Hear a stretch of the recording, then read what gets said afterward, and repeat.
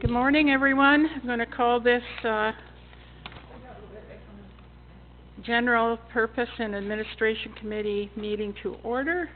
Any disclosures of pecuniary interest and general nature thereof? Seeing none, review of items not listed on the agenda. Madam Deputy Clerk. Through you, Your Worship, there is an item added to the in-camera agenda regarding a property acquisition. Thank you. Announcements, starting with Councillor, I think it's you this time.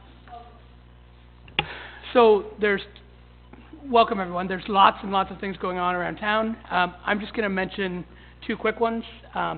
One is the Fantasy of Lights is starting in Elgin Park. It's going to be fantastic.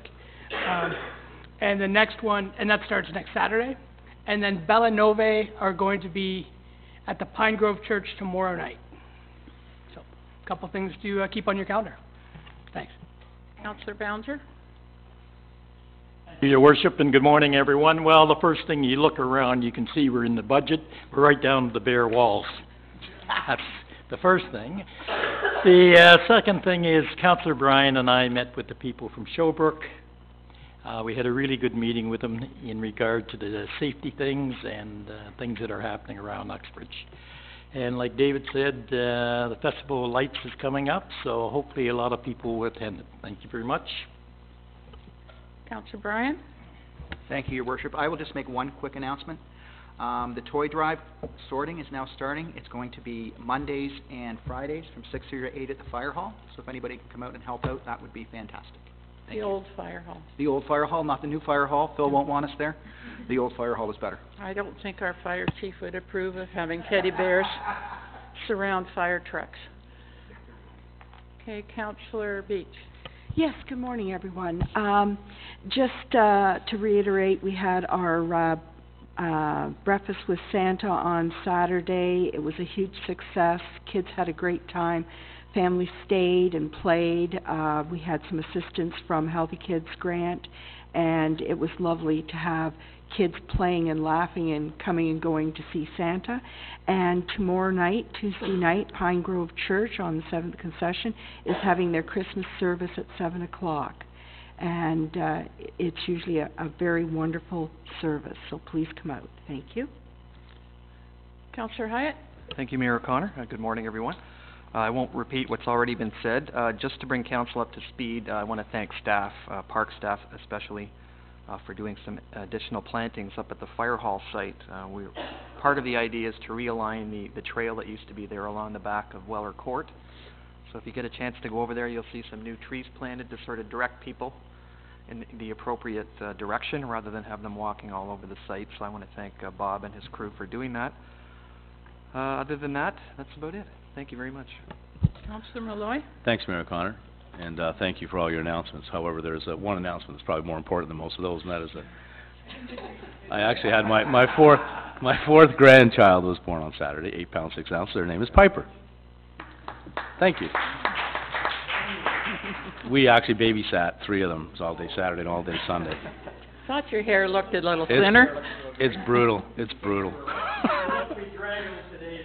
I don't know how young parents do it. I don't know how they keep up, because I got to tell you, we were wishing about 10 o'clock Saturday night. It was, get these kids out of here. Anyway, they're all sweet, but anyway, thank you. We also had breakfast with Santa Claus at Sanford on Saturday. It was well attended. A lot of volunteers, great help. It's the second one they've had, and they have a really, really strong community association here that's working real hard to keep the community involved, so they've done a great job. And then probably the largest breakfast with Santa Claus that goes on in our township will be at Zephyr next weekend. And it's a huge one. It's been going on for probably 20 years, and it's a wonderful event with a lot of, I think last year I had 150 kids, so it's pretty big. So if you're around, come on out Saturday from 8:30 to 11 o'clock, Zephyr Hall. First delegation is Paula Jesse. So thanks, Paula, for coming. Oh, God. I thought, well, I think she changed her looks, but... Unfortunately, Paula can't be here today, so I'm Pina Colavecchia. I'm the senior manager responsible for your audit, so I'll be filling in for Paula, who's your audit partner. She got double booked this morning at the same time, and I got to enjoy a foggy ride up here, but I made it. Well, welcome, Pina. Thank you. It is. So I'll take you through our 2017 audit service plan today. This plan will look and feel fairly similar to the prior year, so I'll take you through the highlights and then I'll provide an opportunity for any questions as well. So I'll start right at page 1, which is our audit explained. It's a box with 4 boxes, and it talks about the scope of our audit. So there's 4 separate audit opinions that Deloitte produces. The first one is with respect to the township's consolidated financial statements. As well, there's a separate audit opinion on the business improvement area, the public library board, and the trust funds. And all of those are December 31st, 2017 year end. We summarize for you on the bottom left-hand side our materiality. So as auditors, we're required to assess materiality in performing a financial statement audit. And materiality is determined based on a number of different benchmarks. And these benchmarks come from guidance from the Institute of Chartered Accountants. And you'll see here that our basis for materiality is unchanged from the prior year. So we're not expecting any significant changes within the township or the related entities to require a change in materiality. Then as part of our audit results, when we're back here at the end of the audit, we'll confirm for you what our materiality was. And it's important to remember that our materiality is the basis that drives our sample sizes and our assessment of any errors or adjustments in the audit process. I'll move on to page number 2, where we talk about fraud risk. So just as a reminder, we're required to assess the risk of fraud in any financial statement audit, and that work involves inquiries of management around if there's any instance of fraud, which they're aware of, and of course there is none. And we also look at controls that the organization has with respect to fraud. And we always remind this committee that if there's something they want to report to us as auditors, they can always have that open and confidential communication with us as auditors. And it's important for auditors to be able to be open to any views of fraud or any risks of fraud in the organization. We also talk about different service organizations that we use, and the biggest piece here is actuary. So you'll recall that your financial statements have a very large estimate on them, and it's a liability for post-employment benefits. And you'll recall that post-employment benefits are determined by an actuary based on a number of assumptions, and those assumptions look at things like the useful, like how long the employee is expected to live and the cost of providing benefits for that employee. And this year is a valuation year, so what that means is the township will provide updated information to the actuary around the number of employees, the cost of benefits, and that amount will be updated on your financial statements. So you will see an update to that number this year. And then finally on page 2 we have our audit fees, and those are disclosed there for you, and those have been pre-agreed with management. I'll now turn to page number 3, which are our audit risks. And these risks are very similar to the prior year. They have not been increased or decreased because we don't feel that there's been anything substantial to cause significant change. It's important to keep in mind that we continue to look at revenue recognition as an area of risk, and that relates to both situations where the township is provided with a grant that has stipulations, so that could be a Canada 150 grant or other very specific grants, and the requirement there is that you must fulfill the obligation before you recognize the revenue. As well, we also look at estimates related to revenue recognition. So in some cases, you may have situations where you have property taxes under appeal, and there's some particular situations there where management is required to make some estimates for tax revenue that's recorded in the year to get that revenue on an accrual basis. So our work there will look at those estimates as well. And then there's management overriding controls, and that is always an area of risk, and that is required for every audit in Canada, and that really looks at the internal control environment of the township and understanding the risks and where they could exist. Finally, on page number 4, we summarize for you the different areas where management must make estimates and recording amounts in the year-end financial statements. So I've already alluded to one of the biggest estimates is the requirements for allowance on any significant property tax appeals, and the concept there is that you record the allowance in the period that you can measure it, so you don't have unusual swings. As well, there might be some contingent liabilities or accrued liabilities that require estimates. The only other item I want to take the committee through is the last appendix of our report. It's entitled Appendix number 3. This one is an update on Canadian public sector accounting standards, so the last couple of pages of our report. And it's important that the committee be aware of the fact that there are some changes coming with Canadian public sector accounting standards. So these would apply to all levels of government in Canada, as well as organizations that are controlled, so library boards, BIAs, so on and so forth. So the first set of standards really looks at recording of assets and the basis for recording of those.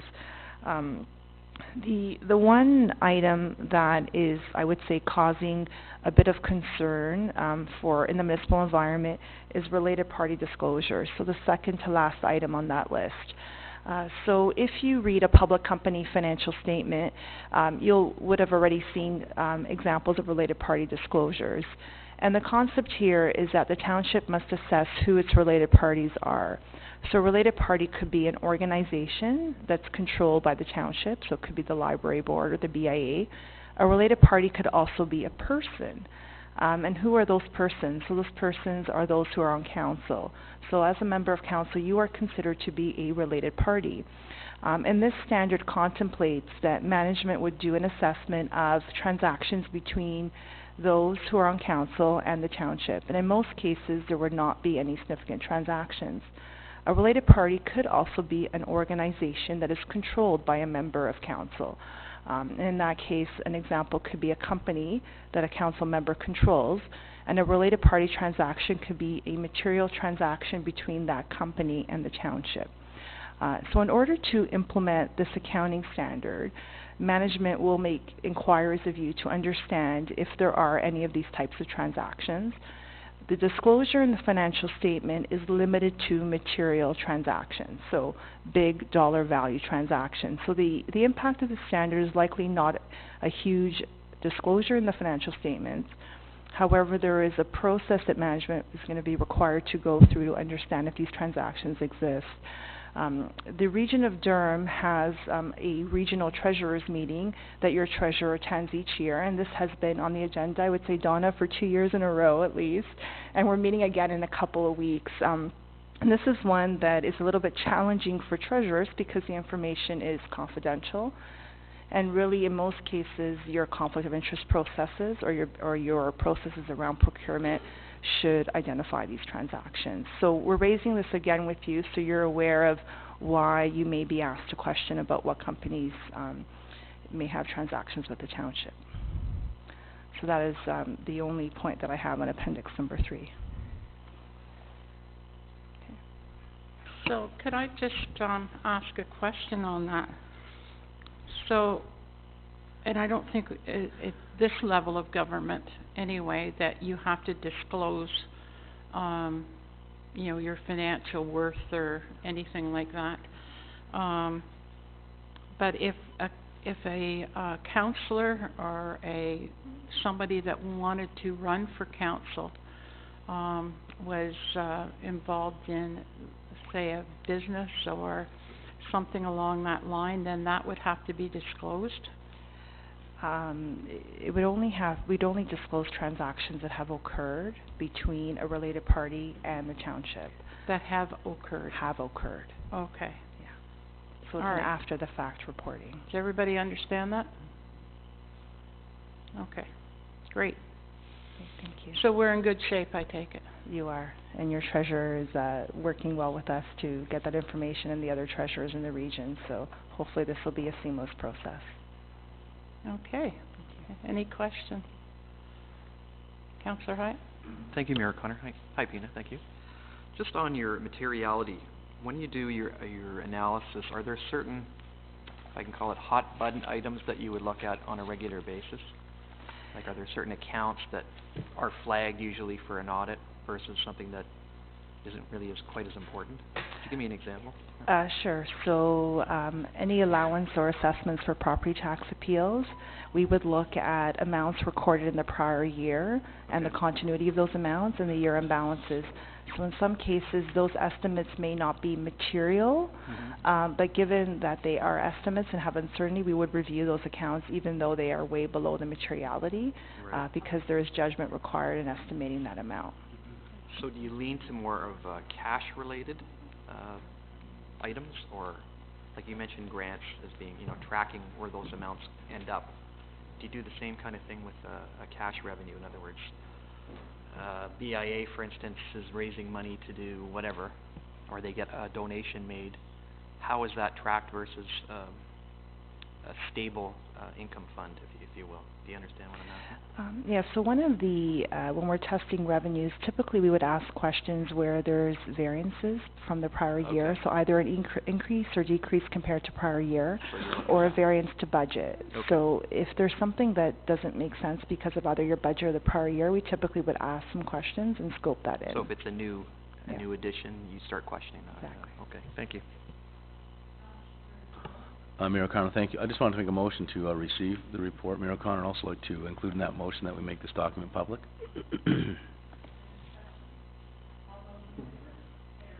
Thank you.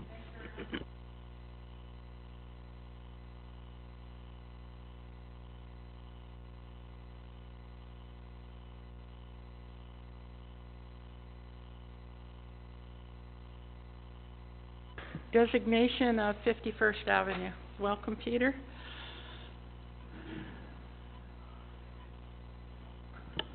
Okay, thank you, through the chair. So I was asked to, Do you want to pull that just a bit closer to you, please? Sure. Great, thank you. Okay. So I understand that there's been a bit of controversy over the possible designation of a property at 1 First Avenue here in Uxbridge, and that council, a difference of opinion between the owner and the Heritage Committee on how this property was evaluated. And initially I understand that you went to the Township of Scugog to see if their Heritage Committee might weigh in on this in a kind of independent form. I understand they turned you down, and then they came to me. I was a former chair of that committee at one point, but since 2005 I've been working with the City of Markham as a heritage conservation planner. And so my daily job is dealing with all planning applications related to designated properties in the City of Markham, administering grant programs. We prepare the Heritage Markham agendas. We deal with building permits, anything related to the heritage properties in Markham. And some of you might be aware, Markham has a very strong commitment to heritage that goes back. Heritage Markham recently celebrated 40 years, so back in 1975 there was already a Heritage Committee established. At this point there are 4 heritage conservation districts in the Township of Markham, and many individually designated properties within town. However, the Ministry of Culture really lets heritage and its importance be a local decision, and through the Heritage Act, it gives every municipality tools to protect its heritage buildings if that is important to them. So you will find a big difference from municipality to municipality. As I said, Markham is very strong. There are other municipalities in which there's almost no designated buildings whatsoever, no heritage districts, or even registers do not even exist. Scugog is one of those townships that is just basically getting things onto a register right now. We have a heritage conservation district on the main street. There's actually quite a strong economic tie-in with heritage and downtown Port Perry, so that's why it was fairly easy to get the downtown designated and people on board. But as of yet in Scugog there are no heritage conservation districts that extend to residential areas, where in Markham there are large areas of residences that are designated. So when I was asked to be independent, I took that very seriously. I did not want to look at the evaluation system done by the Heritage Committee. Neither did I want to see the rebuttal of the owner. And in order to be independent, I just wanted to look at it through, there's criteria prescribed through the Ministry of Culture for designating property. And that is under 906, Regulation 906, and it basically says that for a property to warrant designation, it must have either associative value, contextual value, or physical value. And I think in the report that you've seen, it actually lists what these different values entail. And so a municipality is warranted in designating a building if the council thinks that a particular property meets any one of those criteria as outlined by that regulation. Of course, property owners are able to appeal that decision if they feel that the council or the municipality has been wrong in determining that value. So there is that process. I didn't really want to speak too much about the evaluation systems because as I understand them, many of these evaluation systems were adopted by municipalities as a way of determining which properties might be the most appropriate to designate first. So, and the way properties are evaluated can be very different from one committee to the next. You may have a very strong opinions on one committee in which, they will always recommend a building be designated, where another committee may evaluate it in a different way. So I really wanted to stick to this criteria as outlined by Ontario Regulation 906 from the Ministry of Culture. And I think that was purposely put in place so that instead of going to these individual evaluation systems that every municipality has, that they can go right to the meat of it, whether it has value. So in my looking at the property, and based on my experience, I can tell you I have seen much lesser buildings designated, but again, that's through working in Markham. Maybe a little lower than some other places. So I do think that this building meets at least one and probably more of the criteria that would merit designation. And that is, of course, associative, as everyone knows and has heard its association with Colonel Sharp. That's an obvious direct link. It has physical value. It is a very pretty, picturesque Victorian house. It is an evolved house. There have been changes made to it. I would say that the changes that have been made to it are sympathetic to the house. They haven't really detracted from its appearance. It's still a book that warranted 4 pages in a local history book. It's a house that would be easily admired as a Victorian structure, and many of the alterations were in fact done by the person that you're attaching the historical value to. So the conservatory, the Edwardian veranda, these were marks left on this house by Colonel Sharp. Contextual value, I do think it has contextual value.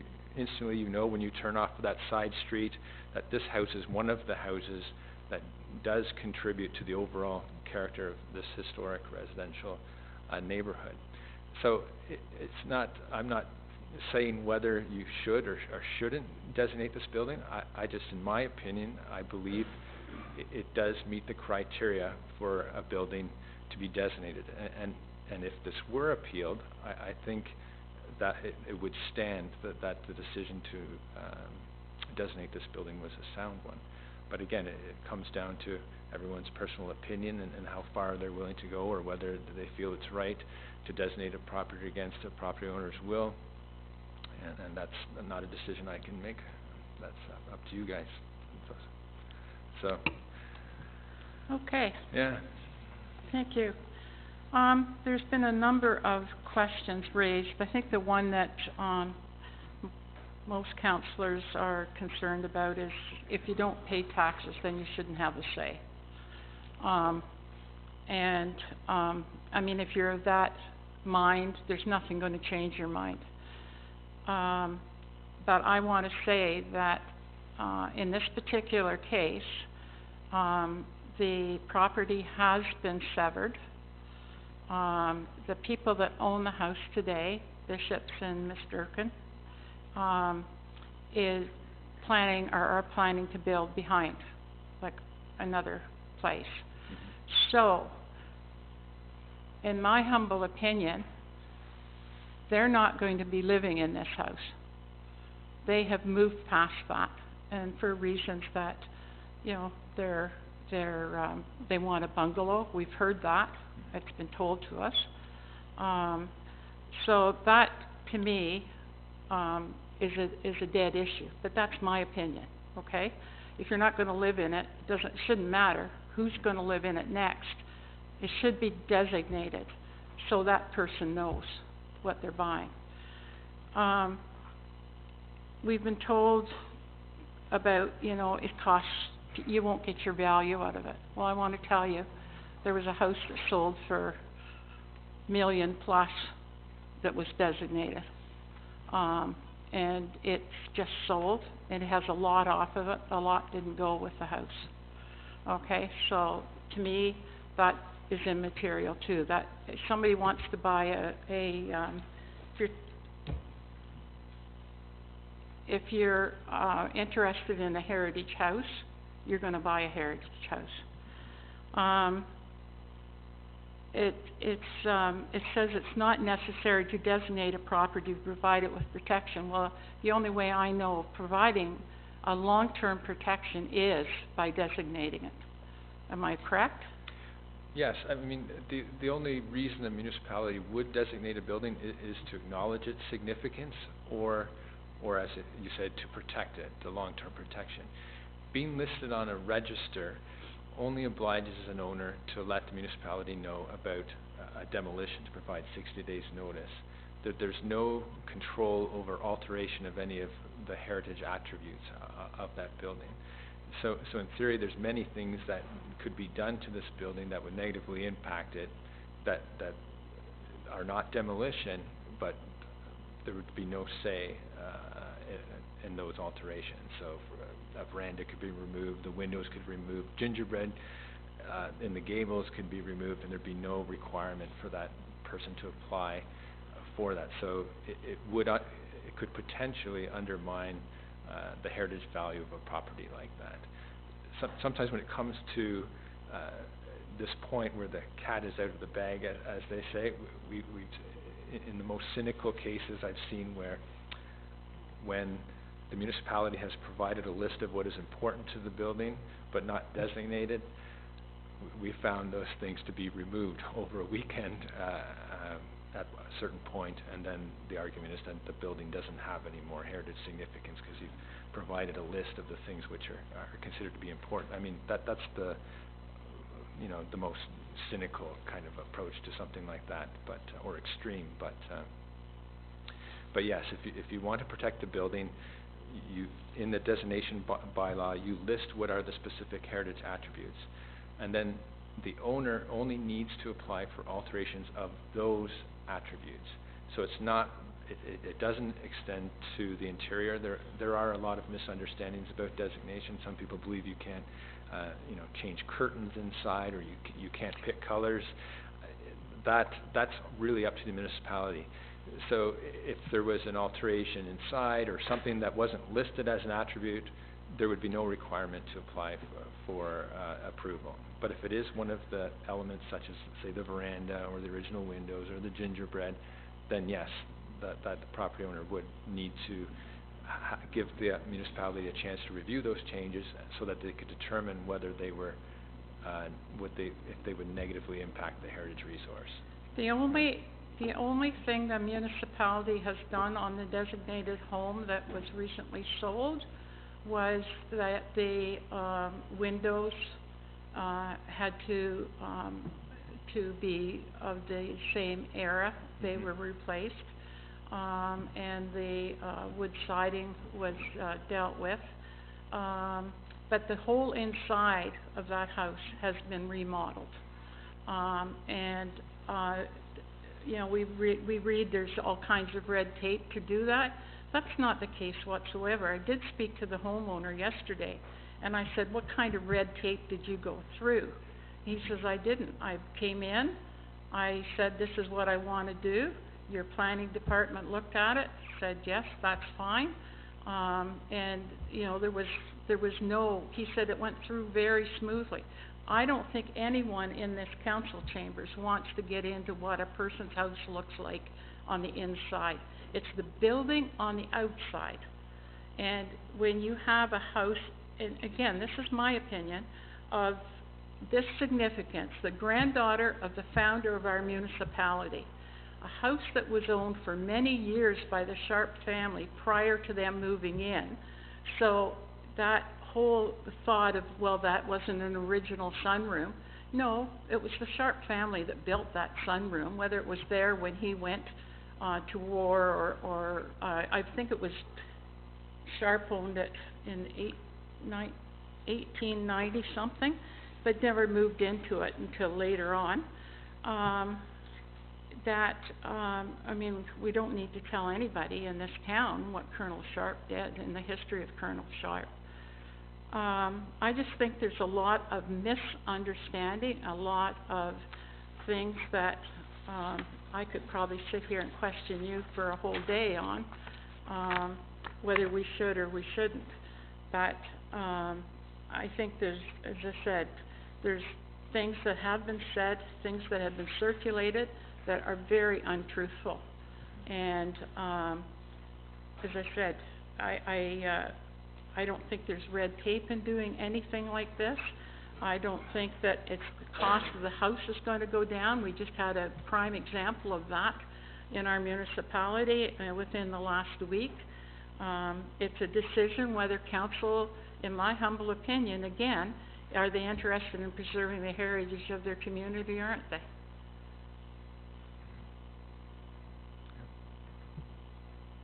Questions? Councillor Burton. Peter, I've spent a fair bit of time in Unionville. My in-laws live there, and that's a heritage district. Can you explain the protections that are in place for that district? And then there was a fire, 2.5 years ago or something, along that main street, and the building's back up and looks to be original. Can you explain just how that process takes place and what protection that district would give instead of necessarily designating a house specifically? Okay.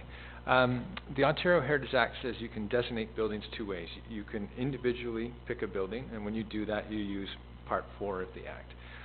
It also allows municipalities to identify areas which have a heritage character, that everyone can agree that there's a unique character, not just on one property, but in a whole area. So it allows municipalities to come up with heritage conservation districts to define a boundary of where that area is. They're also required to come up with a district plan which provides policies and guidelines for how buildings are to be looked after there, and they may differ again from municipality to municipality. I've seen some very strict ones where they regulate color, where you have to use like materials for replacements, or they may be very lax. In Port Perry, the people downtown, they did not want to be held to having to use original materials, so they wanted the ability to say put vinyl or aluminum windows in their buildings. But the compromise was that they had to, accurately replicate what was there. They had Muntin bars in the exterior or fit the opening and stuff. To go to Unionville, the whole area of Unionville is part of a district. So the residential areas, the downtown, there's a district plan in place that provides people, information on how these buildings are supposed to be altered, how they're supposed to be preserved, and like an owner of a individually designated property, for any alteration of those buildings that affect the exterior, they need to apply to the municipality. And there's different processes depending on how serious that alteration is. If it's a simple cosmetic thing, they can do it through something called a heritage permit, which we can generally process in a day or two. If they're proposing a large addition of floor space, it goes through a site plan approval process, which takes much longer. So, it did take a long time to establish these different processes in Markham, and each municipality has to go through those growing pains and try to. It's really up to the municipality to make it as streamlined or as complicated as possible when it comes to approving alterations to heritage buildings. So, but I guess the answer, the same thing applies to a property in a heritage conservation district as it does to an individual property owner. They still need to apply for alterations to the exterior. And they do in Markham. Would they, if there was a set of criteria, I've looked at your Unionville ones, where you can build an addition but it matches peaks and these types of materials and this recommendation for this neighborhood. Yes. If they're doing that, again, they would still have to get that heritage permit you mentioned, right? Yeah, they still go through a process, yes. Okay. Yeah. Thanks. Councillor Malloy? Obviously, there's a lot of issues with this. I think, for me, one of the biggest ones is a resident's rights on their property. I guess, is it a consideration in designating a property in Markham at the current time? It is always a consideration, and you know, in situations like this, you know, it's not, I do feel sympathy too. When you're coming to this point in which you have to make a decision about a building that's really had no status, but now times may have changed and you're deciding this is an important building, making that first decision is going to affect someone in a way you may not want to do it. I mean, when they purchased this building, it probably had no heritage status whatsoever. We had a case of this in Port Perry, the same thing. People had purchased a house with no heritage status. They had begun plans to tear down the heritage portion of the house. They were almost about to be approved, and then it was added to the register in June. And then suddenly everything they had worked on, we were saying that no, the committee did not support the demolition of the heritage portion of the building, and designation was considered as a way of protecting it. And in the end, the people did agree to designation, but there was a compromise, and the council can always decide to do that. I mean, you can make the rules, but you can always say, notwithstanding that this is what we're going to do in this case. And in the case of this Port Perry one, the house had been altered in many respects in terms of its siding, windows, and stuff, and really what was left was the form. And so through designating it, they ensured that the new home would be built at the exact proportions and dimensions as the old home. And so there was a compromise made for those people in particular, because they had operated on the basis of getting plans for a house that had no heritage status, and then they were informed it suddenly did, and you know, it was all in question. Going forward, though, with other houses that are on the register, the hope is that these people understand that when they're buying a house on the register, that designation is a distinct possibility, and they should be aware that there is the potential for the municipality stepping in if they feel that a building is threatened. And I guess that's where, that's where I'm coming from. I think that, you said that by putting something on the registry, people could overnight make a change. They could do that with a designated home as well. They can, but... Well, it's gone, it's gone. It's like, we've That's seen it where they've cut down trees, the trees are gone, now what are you gonna do? I mean, it's finished. So, to me, I look at it that the fact that the home is on the registry does give us that 60-day, or gives us the opportunity to discuss before anybody decides they're gonna tear a house down. Yes. And to me, that's protection.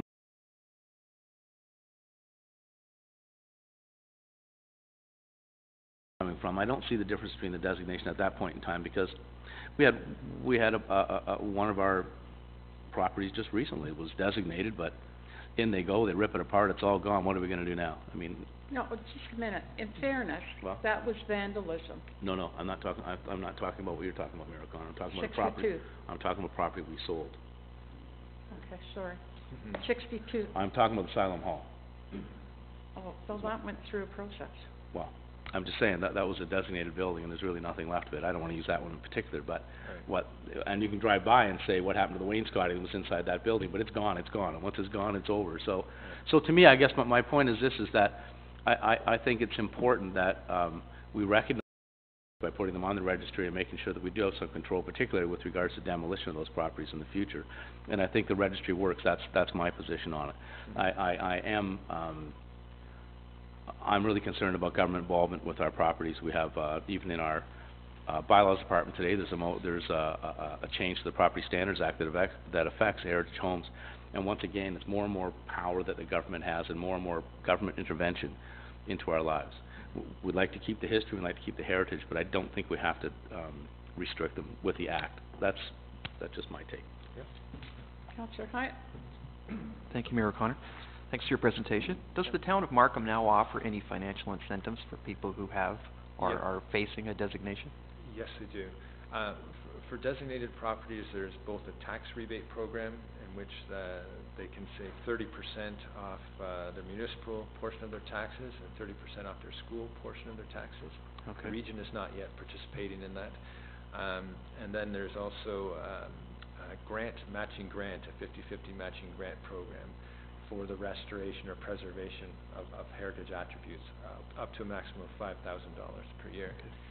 So, yes, in my experience, designation is much more palatable when the municipality also How long kicks has that been in place, do you know? in. Because it didn't used to be. The tax rebate has been in place since 2004, and I believe the grant program for residential properties started in 2010. Okay. And do you know how much the town of Markham would spend on that subsidy on a yearly basis? Compared to their budget, it'd be fairly small, but they offer for commercial buildings, it's $50,000 per year is offered to owners of commercial properties, and it's about $50,000 for residential properties now per year. So in the end, we end up funding, maybe 10 or 12 properties per year with help restoring or preserving or replicating lost heritage features. Does that come from within the town itself, or does MPAC get involved on the evaluation part of it? Do you know? Impact is not involved. It's not, so it's all done internally at Yes, Markham? correct. Okay, thank you. Just 1 second. Pam, did your hand go up or not? Go ahead, Councillor Brian. Thank you very much, Your Worship. I appreciate that. It was very informative, and this has been a bit of a contentious issue back and forth, as you heard or as you've Yes. read. And I think it still, in my mind, hasn't changed what's going on. I don't see it as being against heritage or for heritage. I see it as being what's the right thing to do for the people who may or may not want this. I think if the residents decided, yeah, we wanted this designation, we wouldn't have had this conversation. I think the issue is that they've come in, or this situation has come in after the fact. And my position on that sense still hasn't changed. It's still about what's right for the individual as opposed to the state coming in. But I do appreciate your I thought it was fantastic and it was very informative, so thank you for coming in. Councillor Ballinger? Thank you, Your Worship, and through you to Peter. First off, thanks for your honesty, and thanks for coming forward and doing the presentation. Yes.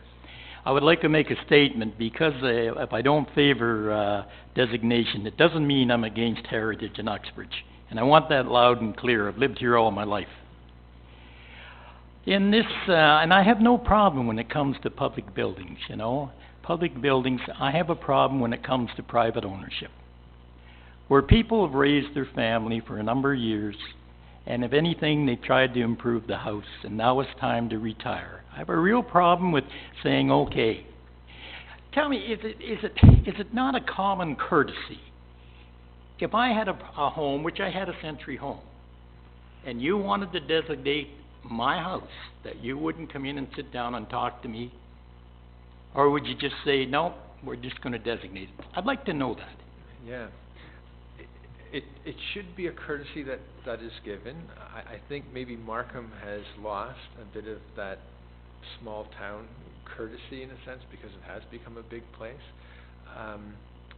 On the other side of that argument, it's looked upon that a building either has heritage significance or it doesn't. Yeah. It shouldn't be up to one owner in one specific period of time to decide whether a building has heritage significance or not. Or I guess that's the approach that Markham now takes. It would be almost kind of mirrored by the environmental movement. You don't ask a person on their property whether they think that stream or river is significant. It either is or it isn't. And as I said, it comes down to you whether it's important enough to protect it. In some cases, in the environmental, it's gone beyond that. It isn't up to even councils anymore. It is a thing that has provincial interest or broader interest. So, yes, unfortunately, I think that it would be a nice courtesy if we would do that. But given their stance of that, regardless of what that particular owner thinks at that particular time, in Markham, they would proceed with the designation of the building as significant. They would still be notified in the proper sense that the Act requires, but in terms of asking their permission, not anymore. I don't think so. Yeah. So if it's on the registry, if it's on an undesignated list, it's protected for that 60 days. It's protected from demolition. The idea is that there were some changes to the Building Code Act in order to speed up processing times, so that people could get demolition permits within 10 days. There was a problem with heritage properties because if someone said, wait, that's an important heritage building, there was not enough time available to get a report in front of a council to provide the opportunity for that council to designate it and protect it from demolition. So for properties listed on a register, this 60 days is provided so that the municipality can consider it and go, let's evaluate, does this property warrant preservation? Is it significant enough? And if they do feel it is, then they have the opportunity to designate it and deny demolition. Okay, it would be my fondest wish Yeah. that if this property is sold on an undesignated list, that the new owners would sit down and say, we would like to have it on the Heritage Act. Thank you. It's nice to know that, you know, there's other municipalities that are moving towards protecting our heritage buildings on so many levels. This particular one, not only Colonel Sharp, but I mean his wife being the first female councillor here in Uxbridge, that's very significant that she lived there till 1943, 48, somewhere around there, it was 40-something. It's nice to know that there is possibilities as far as alteration exceptions that can be done, because some of the original materials are very arduous as far as keeping up. So if you could, you know, use materials, say, on a gable that you didn't have to go up there every 2 years and paint, I can definitely see that being, but having exactly the same look, Yeah. I think will last then much longer and not have the detriment feeling of, oh, I have to keep it looking a certain way. We have many homes here in Uxbridge that, you know, as what I think need to be put on the registry, you know, to say that there's some significance. This definitely is one. We have other buildings, and I mean, there has been other buildings here in the municipality that have been designated, they've sold at their asking value or above, I know in other places.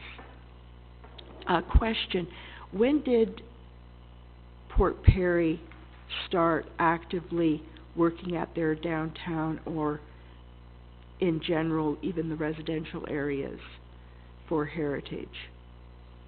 The downtown, of course, was recognized much earlier as, you know, being part of their economic engine. Right. So I think a lot of people, even in the late 90s, were surprised when they would hear that it was not already designated.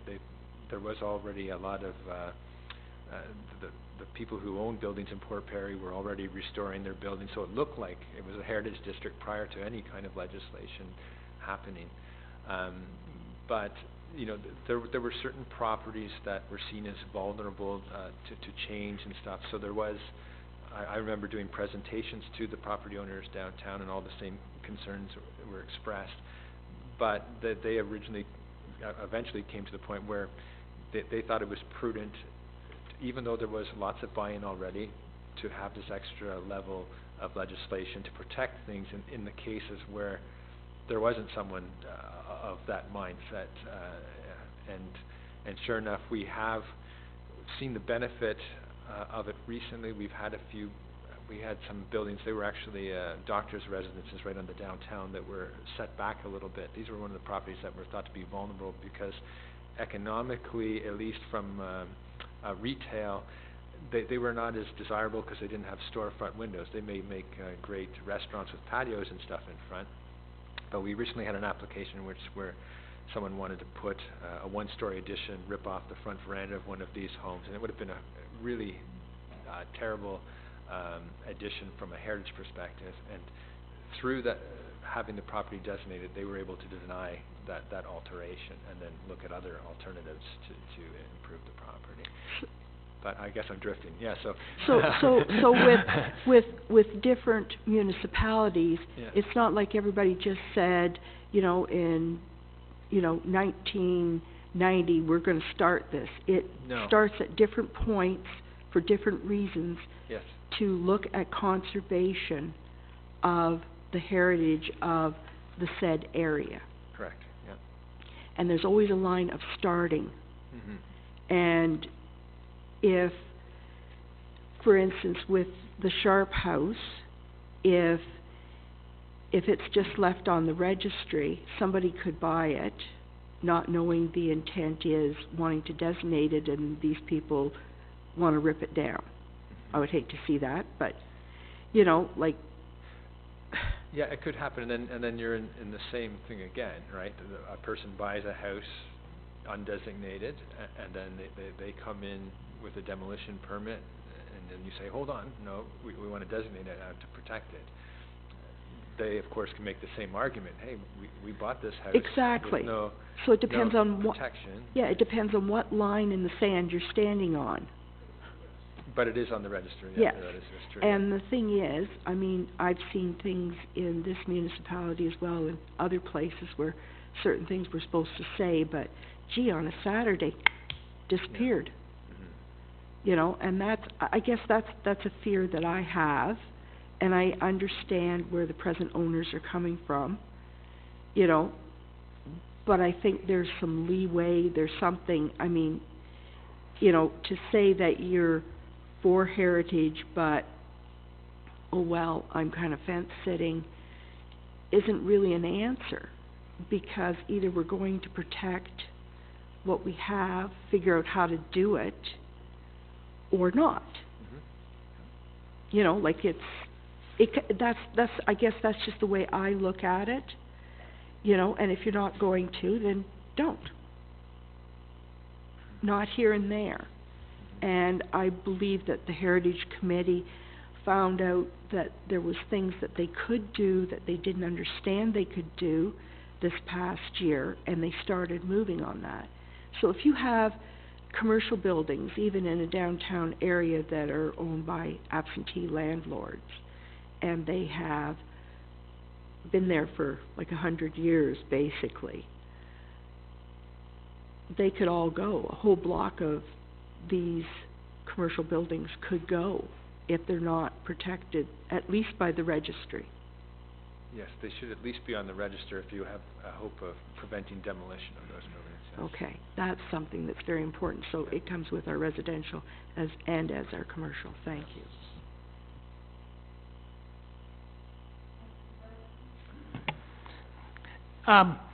Conversation is great. Just, if we decide not to designate it, not to put it on the registry, what can we do to protect size of windows, things like that? What can we do to protect it to the next level? A register wouldn't do that, only designation would. Because in a designation bylaw, you would say, these are the heritage attributes, and they would say things like the original window openings and these type of windows. Yeah. So, if the property owner then said, no, I would like to make these bigger, you'd say, no, you're altering this heritage attribute in a way that would negatively impact this building. Yeah. But if they came in and said, listen, I'm sick of these wooden windows, I would like to replace them with vinyl, but they would be the same size, same shape, and they would have a Muntin bar on the outside and the same divisions. You could say, yes, we've reviewed that, and you're still have captured the spirit of this house, and that's an alteration we can accept. So at least it gives you the opportunity to review that alteration and then make a decision. It doesn't mean that you freeze it in time. It just gives you a chance to consider any alterations to what are considered to be the significant attributes of that building. Okay, and that would be a heritage bylaw, not putting something on a heritage registry, correct? I believe this house is already on the register, so right now its protection is that they need to provide you 60 days notice of any demolition. Right. However, for any alteration to the exterior that isn't a demolition, there's absolutely no requirement to get any approval from the municipality, as I understand it. Okay, unless there's an Uxbridge Heritage bylaw. Unless the property were designated and then the designation bylaw identified which attributes of that property are important or that they need to apply to alter, yeah. Okay, again, but designated not on the Ontario, but you could designate it in an Uxbridge bylaw, correct? No. No, really? When you designate it, you use the Ontario Heritage Act, yeah. So there's no Heritage Act, produced by the municipality of Uxbridge. You use the Ontario Heritage Act as a tool to do what you wanna do. And then but we could maybe change the criteria to allow, like Port Perry did for other materials. Yeah, for instance, in their district plan, of course, like if you want popular buy-in to a district plan, you should have agreement with the people that it's going to affect. Yeah. So that's why we had many meetings with all the property owners in the Heritage Conservation District, and we sat down, you know, what level of heritage protection were they willing to accept, and what could they agree on, and what did they say was going too far. And so when you create guidelines that everyone can support, then hopefully you'll get that buy-in where everyone's willing to play along those rules, right? So. Okay. Yeah. All right, thanks. Thank you, and thanks, Peter. Just one quick question. You referred to "we" a number of times. In Markham, who is "we"? Is it the Heritage Committee, or is it Council? Who is "we"? Oh, it's again, Markham, as I said, when I say "we," I'm probably referring to us as heritage staff. In Markham, we actually have 3 heritage planners to administer or process all these different applications in all these areas, because we have many properties. And so it goes through that there's often a staff position. We can approve many minor alterations on properties without having to go to a heritage committee or council, because we've been delegated that responsibility. Okay. For more major or controversial things, like for instance designating a property or a demolition permit, that does have to go to council. We can't as staff say, yes, Great. designate this property. Thank you. Thank you.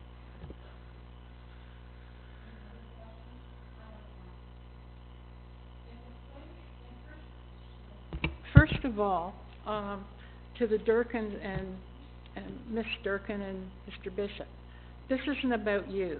My feelings are about the property, not about you as owners of the property. So I want to make that very clear. It could be my brother sitting in your position, and I would probably have the very same, well, I know I would have the very same feeling. So I don't want you to think my comments are on a personal level. My comments are coming from what I feel is important for the community, be it supported here or not. Those are my opinions. I just want to ask, if we don't designate this, okay, and it's on the registry, the house goes up for sale,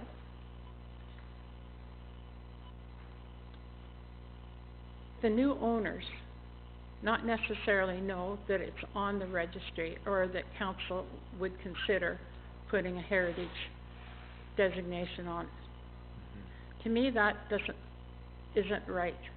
I know there's people on this council that don't want to see the present owners in a position of having it because they don't want it. But how do we get it on there between the time they sell and the new owners take it off? Or can we? No,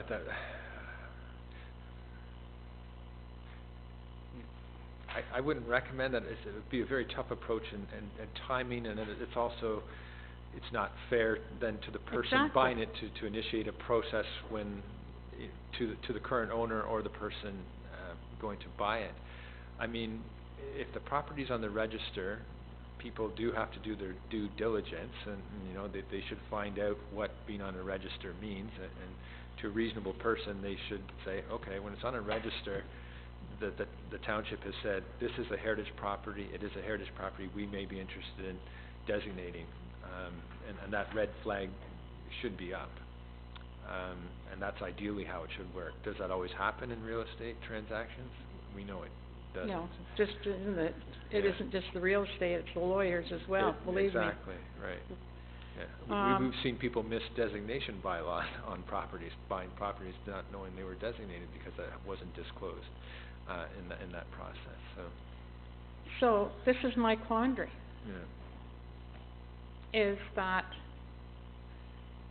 this if we don't do something with this today, then our chances of doing anything with it have gone. It would depend on future councils, the popular opinion, right?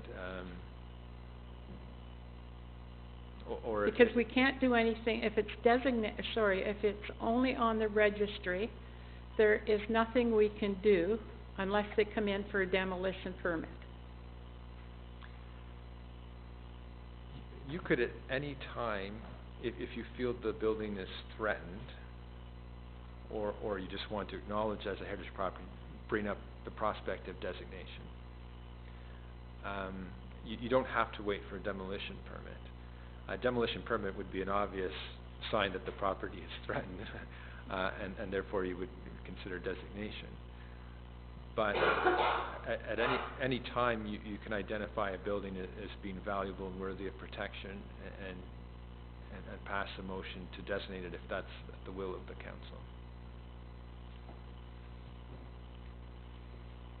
Just doesn't seem to me fair that could be sold and a council could come in and be put through this again, because it's going to be the very same thing. It isn't going to change. Yeah, that's Okay. why I think you we've guys make chewed these this tough one to death. decisions. All right. Thank you very much for coming in and giving us some answers and explaining the system for us. Okay. Appreciate it. My pleasure. Okay, I'll move it to Finance and the Emergency Services Committee.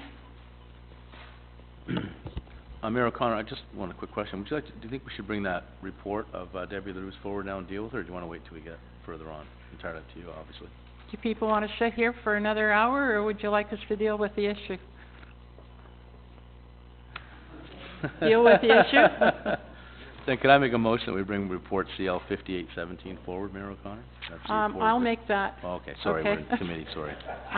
I am the mayor Well, I until know next November. I know you are, I just- sort of So in- we will move, the report, to come forward, and it's under, tourism, so it will go under, Councillor Beach's, direction. All those in favor? Of moving it forward. Bring it forward. Can are you three voting? Bringing it forward? Okay, sorry, I didn't see your hands. All those in favor then? Carried. Pam, do you want to deal with report 217, 5817?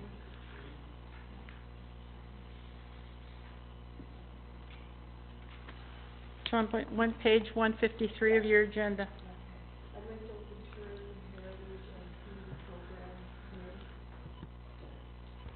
Thank you. I'd like to open Tourism, Heritage, and Community Program Committee. Will we just, okay.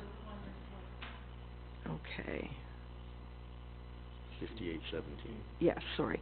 Report CL 5817 by Debbie LaRue, Director of Legislative Services, Clerk, re-proposed designation of 51st Avenue, former home of Colonel Samuel S. Sharp.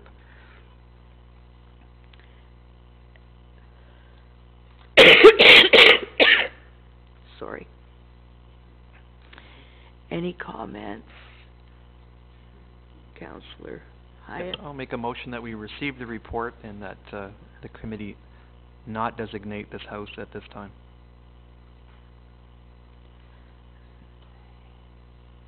Okay. Any other questions? That's it, okay. All those in favor of that? Opposed?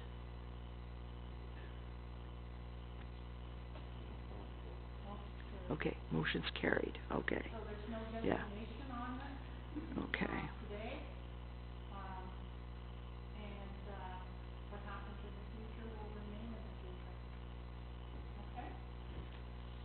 If you wanted, also, there's one, letter, I don't know whether the person is in, the audience or not, Carol Kingsley, who that's correspondence 213, you might want to deal with it at the same time. Councillor Ballinger? I'll give you a motion to receive that letter, please. Okay. Okay, to receive, okay. All those in favor? receiving, okay. Okay.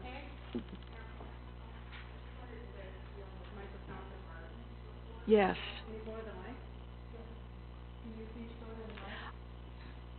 I was just going to say what Debbie was going to say about report CL 5817,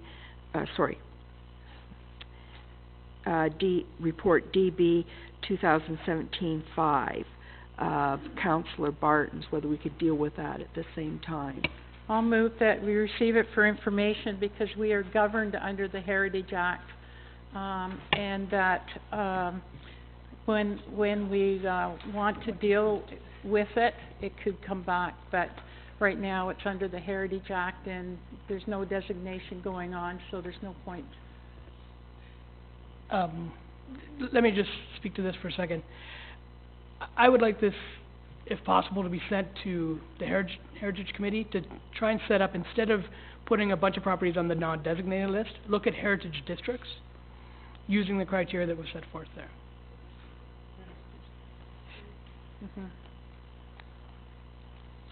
Okay, but we're dealing with your correspondence right now, correct?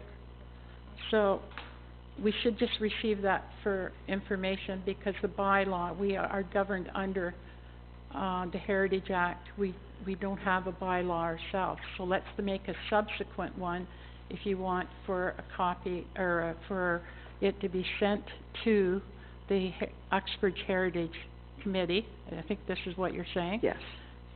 Okay. Okay. To look at, doing designation of areas versus individual homes. Okay.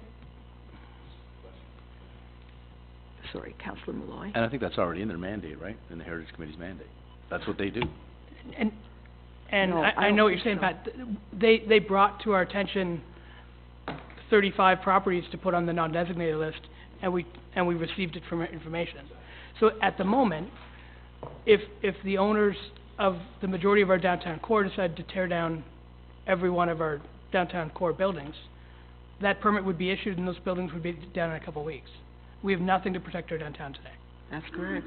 So I have no problem with them putting things on the register. We just asked in that meeting, as I recall, we asked for some criteria rather than just coming up with 35 names. There has to be some basic criteria while you're listing a house, and I don't have any problem with them putting things on the registry. But there has to be some sort of criteria. I don't think, to me, it wasn't appropriate just to list 40 homes out of the blue and say, here's 40 buildings, let's list all of them. That was my problem. Give us some reasoning why. What criteria did you use to put these homes on, or these properties on a registry? What was the criteria? I don't know that there was any. I don't think it was asked for the committee to provide the criteria, and I do believe that they have that criteria that they put that report together with. And if council would like that criteria presented, that isn't a problem. Councillors, we've got a motion on the floor. Can you deal with it, please? Through you, Madam Chair, so the motion on the floor right now would be to receive the report for information.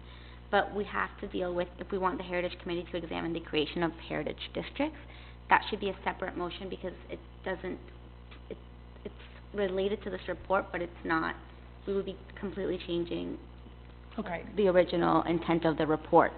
So we would need a separate motion.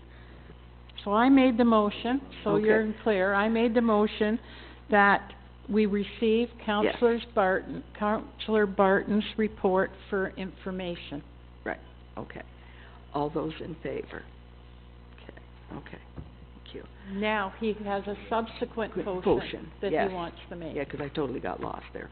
Okay. So, Councillor Right. Barton. I would like to make a motion to ask our Heritage Committee to put together criteria, partly by going through the report and the 6 recommendations that were made in my report, to look at heritage districts for the municipality of Uxbridge. Okay, so all in favor? There's a question. Oh, yes, sorry, I didn't see. Okay, Councillor Dave, Hyde. I think I understand where you're headed with this, but I think it should be council that should be making the criteria, not, although the Heritage Committee can provide input, I think it should be us saying, you know, what that criteria is. Is it as we've just gone through with this property on First Avenue, you know, it's up to council to make the decision at the end of the day. Are you saying that Heritage Uxbridge is providing us with the bylaw that we're going to approve? Is that what you're asking? Certainly that they would work with our staff to come up with a I would be very hesitant plan. there. All I would say is, we come up with a bylaw, whether it's through clerks or whatever, and then we forward it to them for consideration, obviously. But I think That's what I can support. I can't support just putting it out there and saying, come up with something that we're gonna look at. Do you understand the no, process? but we approve anything that nothing becomes. But I think the impetus should come from clerk's department or council to them and say, can you provide any input into these possibilities, rather than the other way around? Do you understand? So, and I know what you're saying. The issue is Just like this thing where we have a list of properties, what are the criteria that allowed you to put that on that list? are any of us Those kinds of things, rather than let's just put it out there and hope for the best. I think you need to have a little bit more detailed plan involved. And Gord, I know where you're coming from. The issue is, the people in the Heritage Committee, they're concerned about the heritage of Uxbridge. They have got several members that have training in this. You know, I care about the heritage of our town, but I don't, you know, these are the criteria I looked at, but they're I think we're I not know where going you're enough. going. I think we need to start the process, I think, from council and or staff. Send it to them. Can you guys add anything to this? Can you alter it? Rather than have them as volunteers have to come up with a whole bylaw on their own. I think that's unfair to that group, to be honest. Well, Madam Mayor. can I say, there isn't a bylaw. Let's get that straight, okay? We work under the Heritage Act, not our own bylaw. The other thing is our Heritage is a committee appointed by council. So, I think that we have passed that part of our mandate to them to come up with what they feel is the right approach, and we either say we differ from you or we support you. But it should go back to the Heritage Committee. Councillor Malloy? I guess that's kind of where I was going with this, is that we saw that there's certain criteria on a designation. There must be the same thing to list a property in the on the registry, and that's all I was asking for. What information was used to list these properties on the registry? If there must be criteria already there in the Act, Absolutely. so that's all I asked. There's binders and binders and binders of background that was done by, what's his Ian Wood. name? Ian Wood? Ian Woods, Ian. okay? Yeah. So the information is there. So what they have to do is just bring it forward. Yeah, that's Okay. fine. I know that, for example, if you go back to Asylum Hall, in the designation of the Asylum Hall, they designated the wainscoting inside. They picked the wainscoting and said, this is the reason this hall's being designated. And that's just what I wondered. I mean, if you go down the street and say, this is what's significant about this house, I'd like to see what's significant about that property. That's all. Okay? Okay, yeah. I got totally lost. Yeah. I got totally lost. No problem. Pam, can I speak? Councillor Okay. Barton. So, instead of looking at individual properties, I think we need to look at our downtown as a whole. Because, you know, especially after the culvert, we're gonna have a whole bunch of historic buildings, and then, you know, the area where John's Shoes is, that needs to fit into it. So, that would be one that the heritage criteria should fit, so that all those buildings work together, much like Port Perry and Unionville and, the one property where, you know, the size of the house works. So that's why I think it should be districts and not individual properties. I think, Go okay, ahead. if I can, Yes. get everybody on the same page here. I think what Councillor Barton is talking about now is the designation of the downtown area, okay? And that needs to be sent to the Heritage Uxbridge, because I think we all have concerns. There's a number of buildings in the lower part of Brock Street that are not owned by people that live in the town. And we've all heard their rents are going up by 18% or some uncrazy number. So I think that that's the issue that you're maybe getting at. So It's to deal with, am I correct? Okay, so, Yes. what we need to do is to, ask Heritage Uxbridge to look at designation of the downtown core, meaning from Toronto Street east to, Main Street. Okay? Now, we also know that the report is going to cost approximately $150,000, and it's going to have to be included in a budget, as a budget item. So, we start budgets tomorrow, and we can, certainly discuss that. Okay? Yeah, we're a step ahead. We've already got it on the wish list, so it's already been considered as part of the budget discussions for moving forward. That's good to hear. So where did we, So, he's got a motion that, Councillor Ballinger? Yeah, I concur with what Mr. Barton's trying to do. I don't see any problem with this at all, what he's trying to do at all. So, if it helps, I think we should put the motion through and, yeah. Councillor Barton has the motion. Yeah, Councillor Barton has motion, but Councillor Hyatt? I'm just putting up the warning flag up. I think we have to be very careful, even if we're talking about the east block of Brock Street, between, let's say, Toronto and Main. If you're gonna predetermine what type of building can be there, you better be very careful on that, because in that block alone, there are buildings from the 70s, the 80s, and beyond. If you're now gonna impose this artificial historical district on that building owner, then you better be prepared for a court challenge, number one. Number two is, what are we as the township putting into the mix? The question I asked Mr. Walkroll there earlier, is the municipality now prepared to step up and provide some funding for these building owners and or properties to come up to that standard? If we're not, then I think we're kidding ourselves. No one is in their right mind, other than a court challenge, is going to even consider building a faux historic building in there. And what is that? Is it Edwardian? Is it Victorian? Is it, you know, post-war? I mean, what are we talking about here? I think those are the criteria, and that's from my original question to you, is what are we telling Heritage Uxbridge to look at?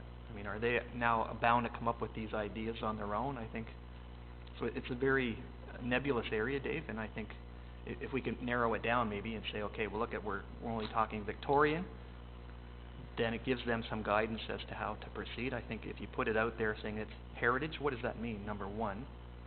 And number two is, you better be prepared for the backlash that comes from it. So I'm just putting it out there. It just seems it's been referred to budget, it appears. I mean, we can't go ahead with this plan unless it gets through budget, and it's already in the budget wish list, so I'm not sure. I don't know where you're going. We're way either. ahead of it. We're way ahead of the game here. It's in the budget, so that's where it has to go next. And if we have the funds to do it, we have the funds to do it. If we don't, then this discussion's really moot, so. So, Councillor Barton? can you reread the, motion? Yes. Can we? Through you, Madam Chair, that the Heritage Committee put together a heritage criteria policy for property designation, and that the committee examine the creation of a heritage district in the downtown core of the Township of Uxbridge. Okay. I think we would leave it to again, our committee that we've appointed to come up with a plan to protect our downtown core and maybe guide the way we go in the future. In no way am I saying that the 70s buildings need to be torn down. I'm not saying that at all. I'm saying going forward, we should try and make sure that our downtown core fits together. That's all. Okay, so all those in favor of, sorry. All those in favor of the motion?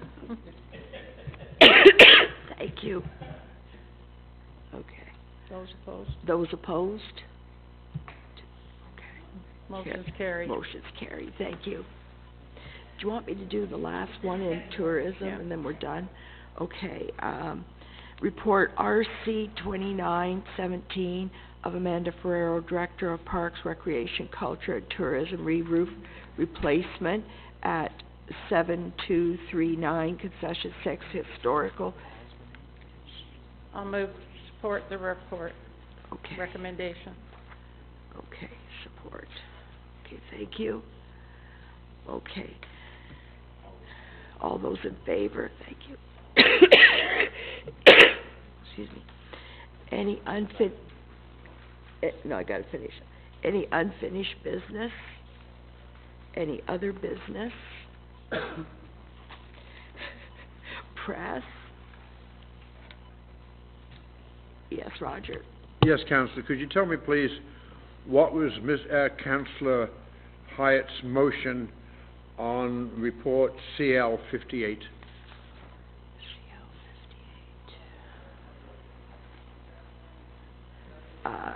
To, Support the recommendation.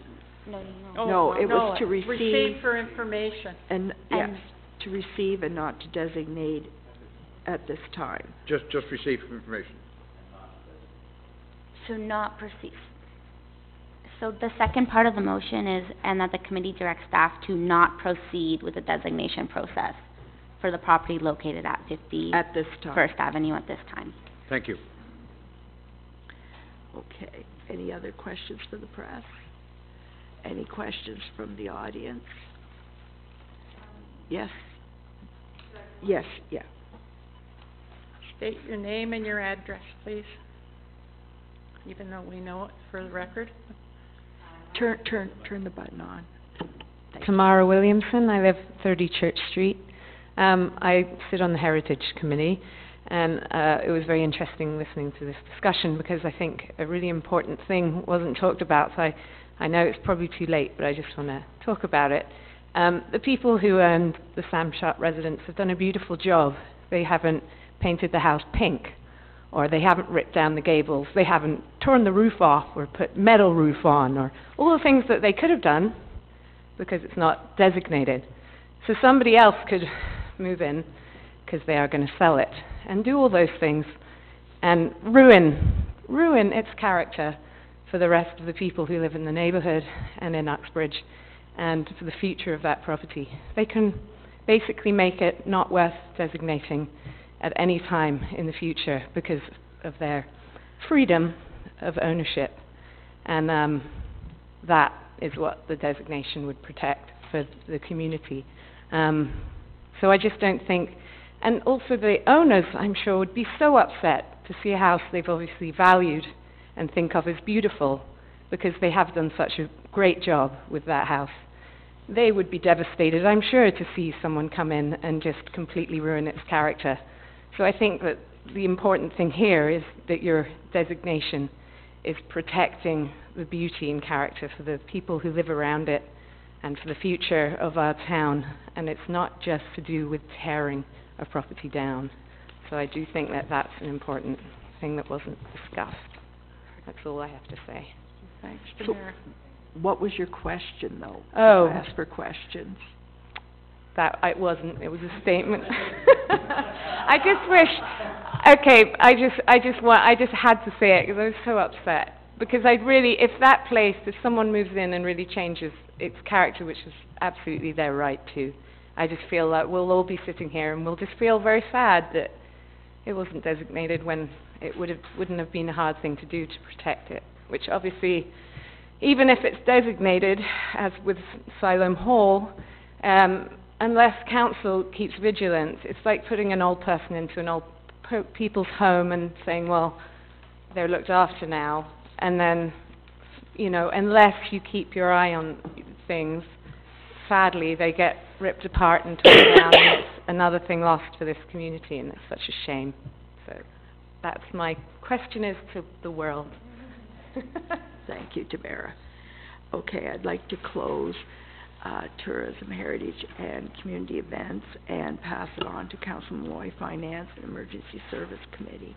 Thank you. I'll call the Finance and Emergency Services Committee to order. Under correspondence, item number 209, this is a letter from the Minister of Finance regarding the OMPF funding. And I'll just give you three quick little points. Since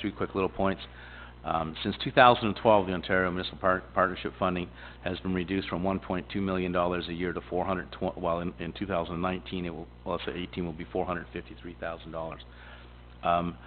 The minimum on the OMPF funding for any municipality is $400,000. So at this point in time, by 2019, they'll only be able to take about $28,000 a year away from us that year. So, but it's come a long way down. It's, $800,000 annually that they've taken away from us in our operating, so it's a big nut. Anyway, what would you like to do with this correspondence? Someone would like to receive it? Councillor Hyatt. Any questions? All those in favor? Carried. Item number 210 is Minister of Municipal Affairs. This is the implementation of tax on transient accommodation. This is sort of a similar tax to what there is in Barrie and in Niagara Falls, where they have an addition on your hotels. What would you like to do with this?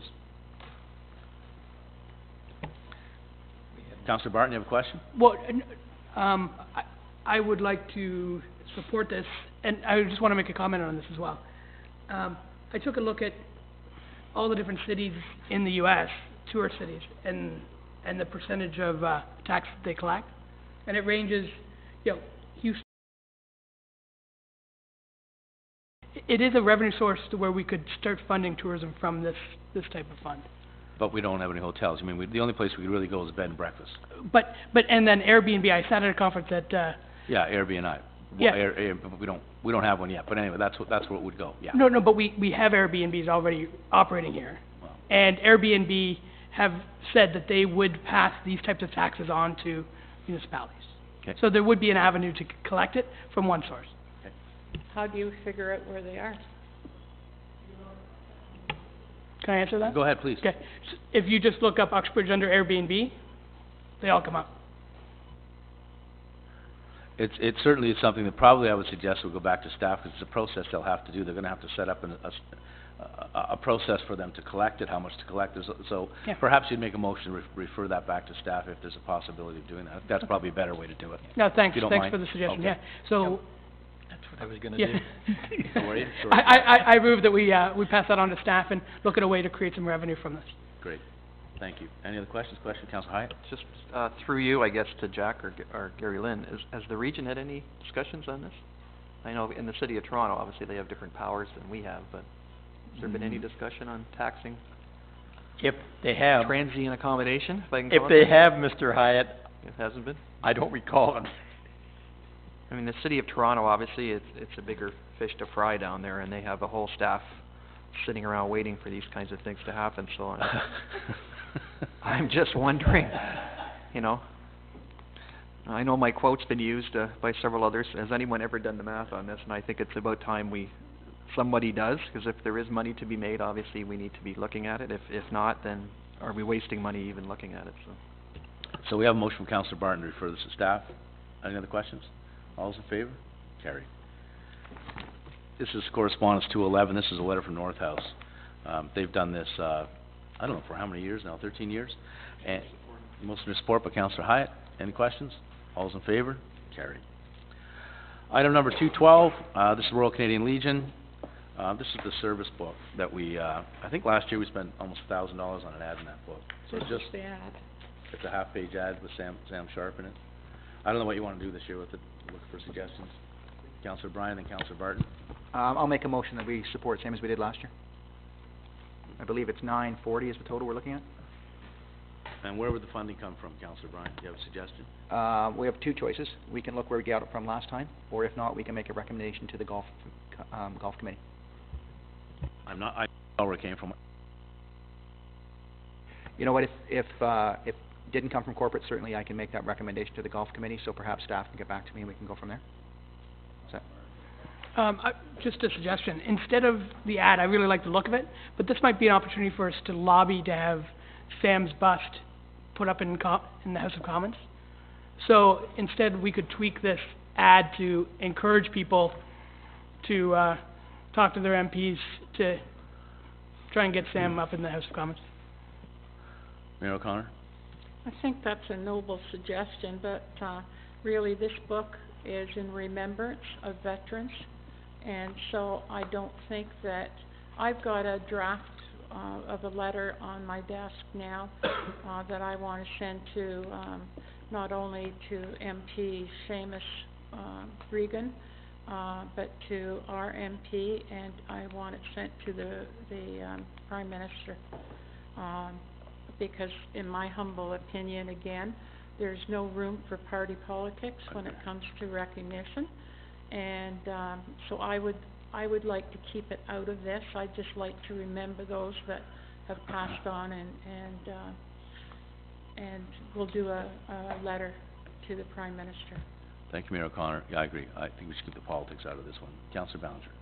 Yes, as a life member of the Royal Canadian Legion, keep the religious and the politics out, please. It's too bad they don't do the same. I mean, the politicians. Okay, so we have a motion by Councillor Bryan, and the motion's gonna read out of corporate right now, I guess, unless we have to change that. All those in favor? Carried. Okay, reports to committee. This is report number TR 5517. This is regarding our 2018 interim tax levies. We just send out interim tax bills until the budget's finally approved, so that's all Sue's asking us to do. Moved by Councillor Barton. All those in favor? Carried. This is TR 5617 from Donna Condon. This is a return of a letter of credit for Lakewood Ski Resort. Councillor Barton, move the recommendation. All those in favor? Carried. This is report number 01217 from Pam Beach regarding the acoustic study for Goodwood Hall. I think this is on the wish list though, Pam. I don't know why it's in here. It's just that you're gonna spend the money that you've already raised to do the study? We asked, start off again. The Goodwood Hall Board Committee decided that they had enough money that they would like to pay for the study to be done. And I know that in the budget that on the wish list. It was on the wish list to have the study done. So we're going to cover that, but we're asking for council to move ahead and consider in the budget actually once the study's done, which we could have a turnaround of approximately 4 weeks, to include that in the budget for 2018 to have the acoustics done.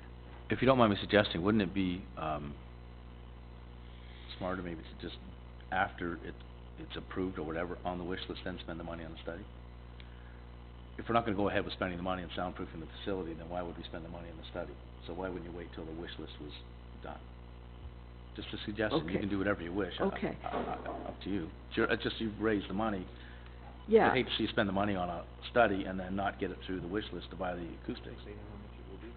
But see, this is it. We don't know how much the Okay, that's fine. acoustics itself will be, so then at least council would have an Okay. idea. All right, Then we so can move there's ahead and continue to fundraise. Okay, so you're Towards making, what would you like to do with this? Question. Go ahead. So sorry, Councillor Beach, so we would spend the money on the study, but we have no idea how much it's gonna cost. So No, how, 'cause but budgets will be done by the time that study's done, right? Because you said 4 weeks. But at least it could go on the wish list as a possibility, because already on the wish list, Karen has guesstimated that it would be about $20,000. Okay, I just wasn't sure if we had a number there Yeah. to put on No, the wish list. it was- Okay, thank you. yes. It is 20,000 on the wish list now. Yeah. Okay. Okay, so what would you like to do with this, report? Councillor Barton? Okay, any questions? All's in favor? Carried.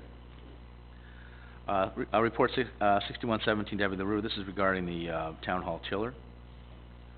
Something we've been paying for over a number of years. Councillor Barton? Yeah, I've got some questions on this. ahead. It's- Debbie, would you like Debbie to come forward? Sure, It's that'd be directed her. great. Debbie, could you, come forward, please? No.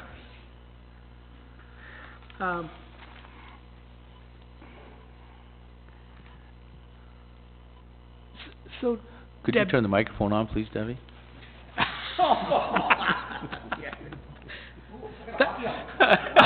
that was a look of death. I like that. Well, you get to say it so often, I understand that.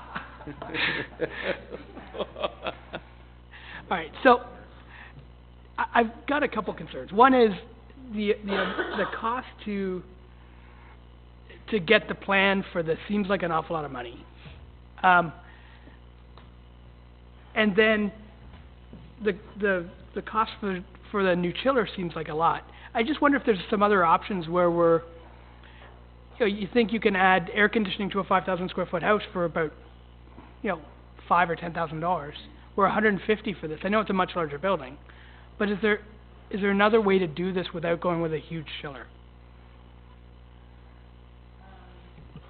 Through you, Mr. Chair, I think that's part of the reason of the engineering being more than what I expected it would be, is because we're looking to try and implement cost savings and have something that's obviously energy efficient. The one that is there now is probably 25 years old and has basically been here since the township moved to this building.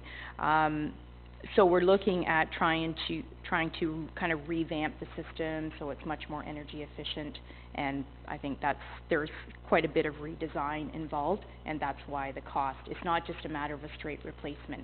If that was the case, then we wouldn't have to engineer other than the chiller itself, but they're looking at more integral parts of the system and trying to get us to something that's a cost savings.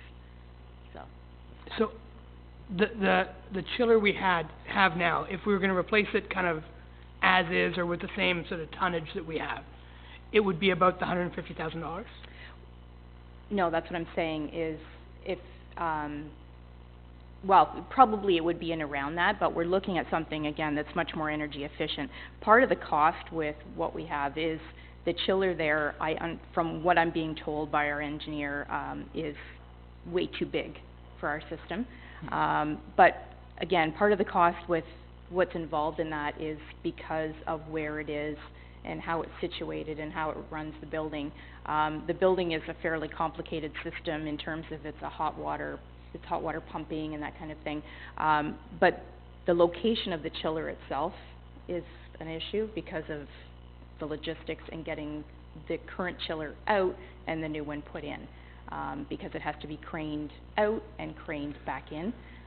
So there is some cost that goes along with that.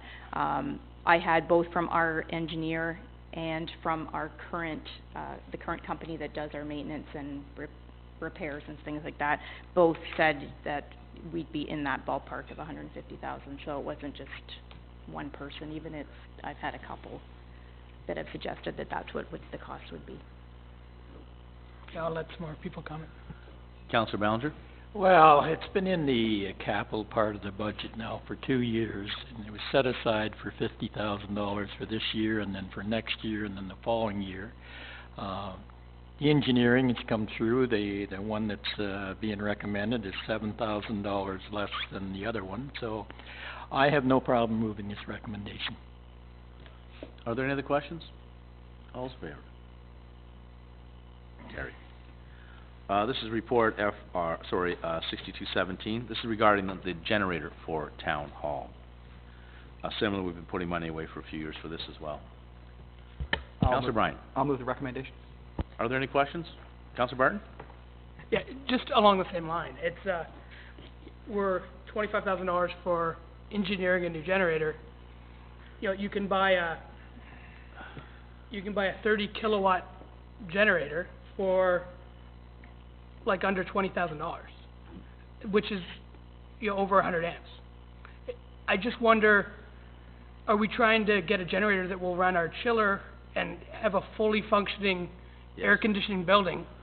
My understanding is yes, the building will be functioning fully. It'll be part of our emergency center, and so this building will function in the event of an emergency with that generator. But won't that be a complete duplicate of our fire hall that also has that? No, there's two sort of processes in emergency. There's a sort of the emergency committee that we have. There's a report here you can see, but there's also the functioning of the business of the township which has to carry on, and that's why this building has to operate the same.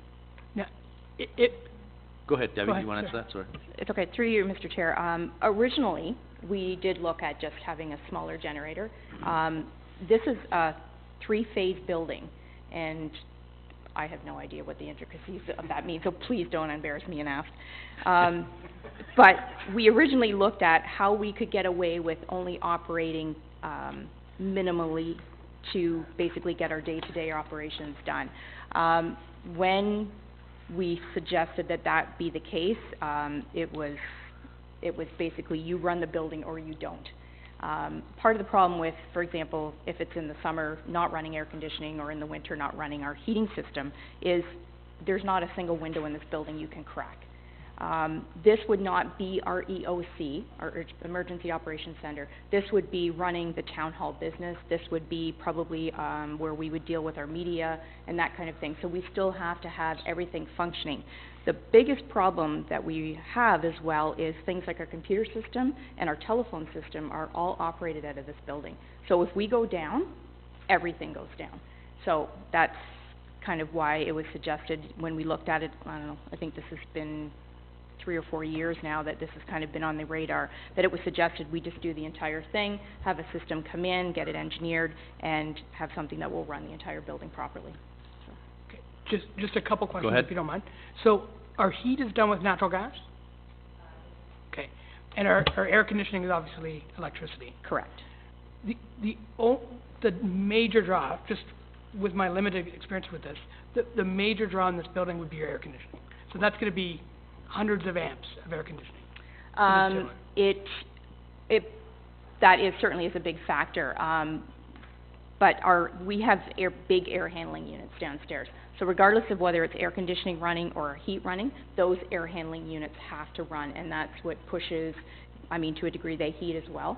But we do have hot water that comes through the walls and that type of thing, but certainly from our air handling units, those units have to run as well.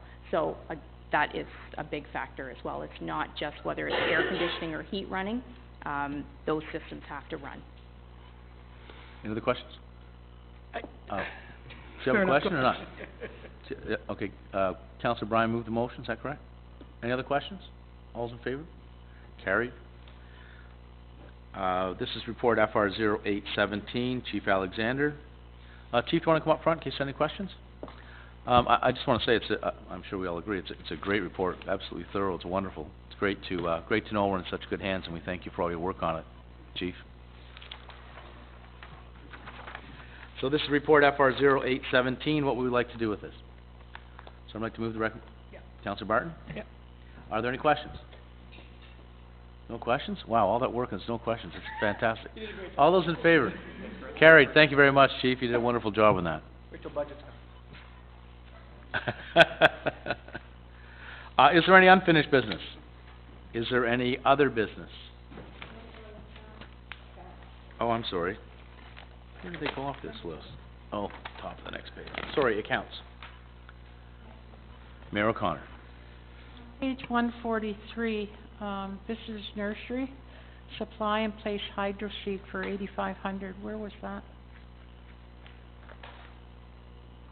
Do you know, Donna? I presume it was the,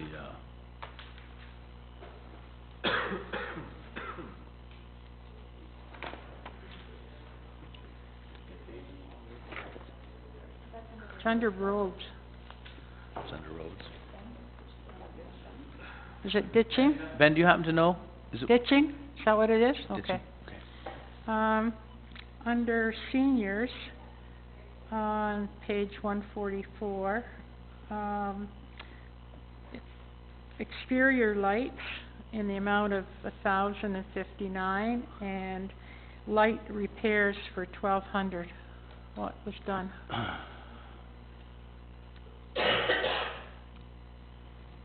Can anybody answer that? Ben, you gonna try and answer that? Thank you. Tell him to turn his microphone on too. You already did. Jack, you should turn yours on. I've been told enough. I think we changed the exterior wall packs to LED lights.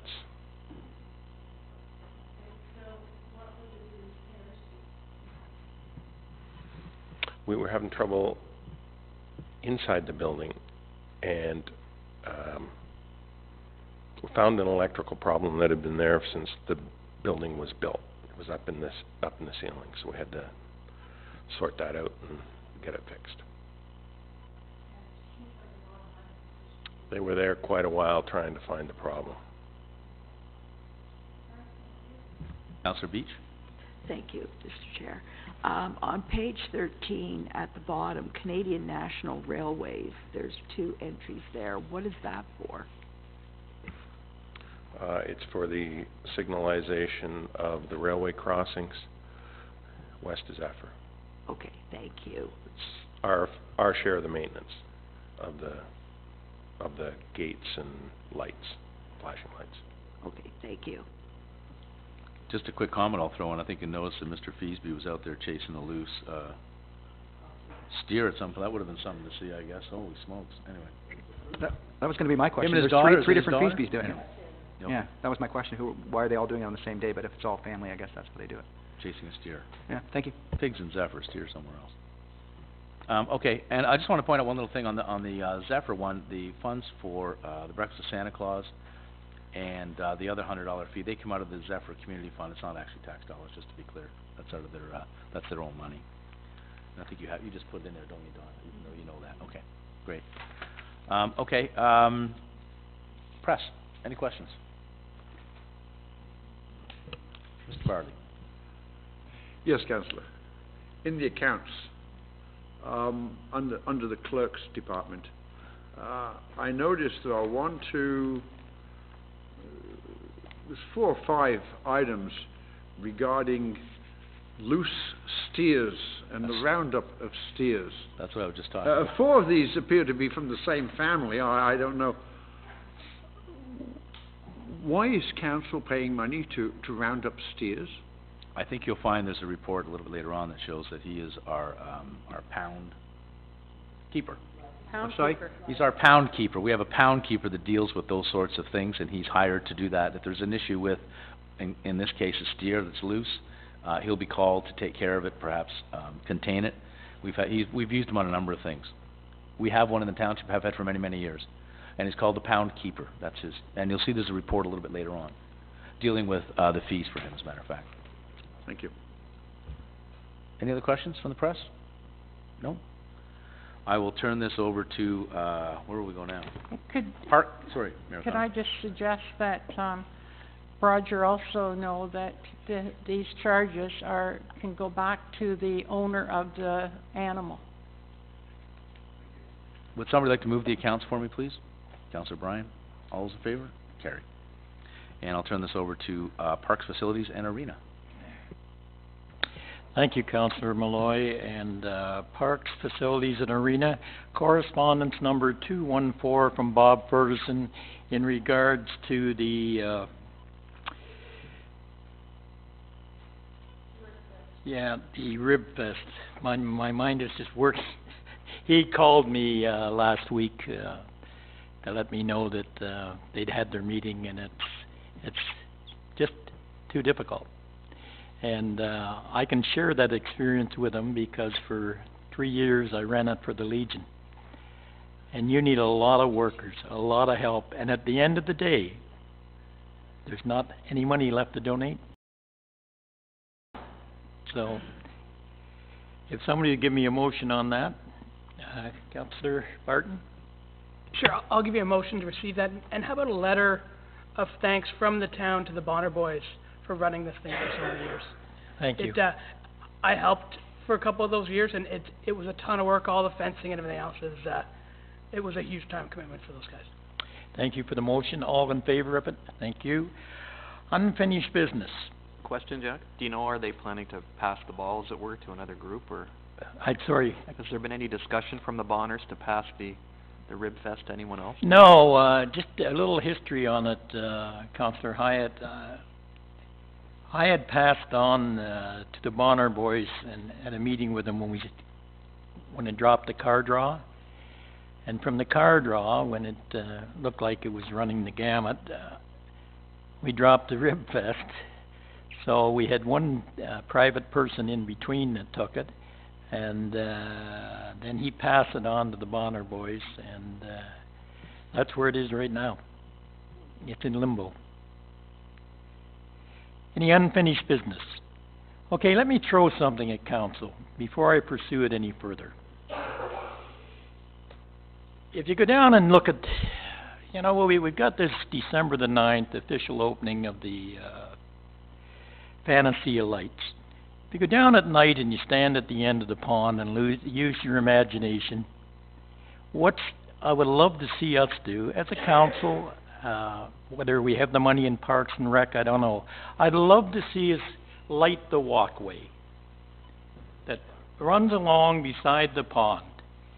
That would be an entrance right into Elgin Park. It would be fantastic when you come down through there and you saw the walkway lit up. Even if we couldn't do all the walkway, even if we did the bridge part, so that it's, just picture it. And then people walk there all the time, most popular place to walk now. And for us to get into the Christmas spirit, Christmas and the fantasy of lights, I really think, and I went down and I priced LED lights and everything, I just really think it would really be a wonderful thing to do. And I know there's volunteers out there that I could get. I also know that council would help. I also know that the hydro is right there at the hut. It's halfway down there. So I just wanted your feeling on it. Good idea, bad idea, do it, don't do it. Councillor Hyatt, please. I think it's a great idea. I'm just gonna ask Ben, is there a way to wire up whatever lights he has in mind? Is there a way to do it? If you're only thinking about doing the entrance to the park, I think that's a great idea. It's just, can you light the things up?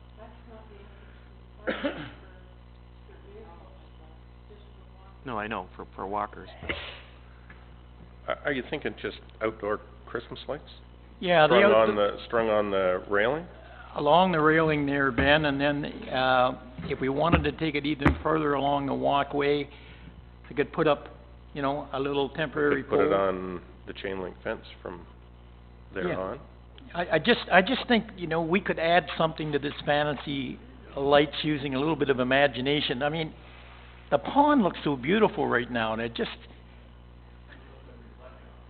I just think it would just add a really nice touch to the whole thing. So before I pursue it any further, I don't want to get into something that, what a stupid idea, you know.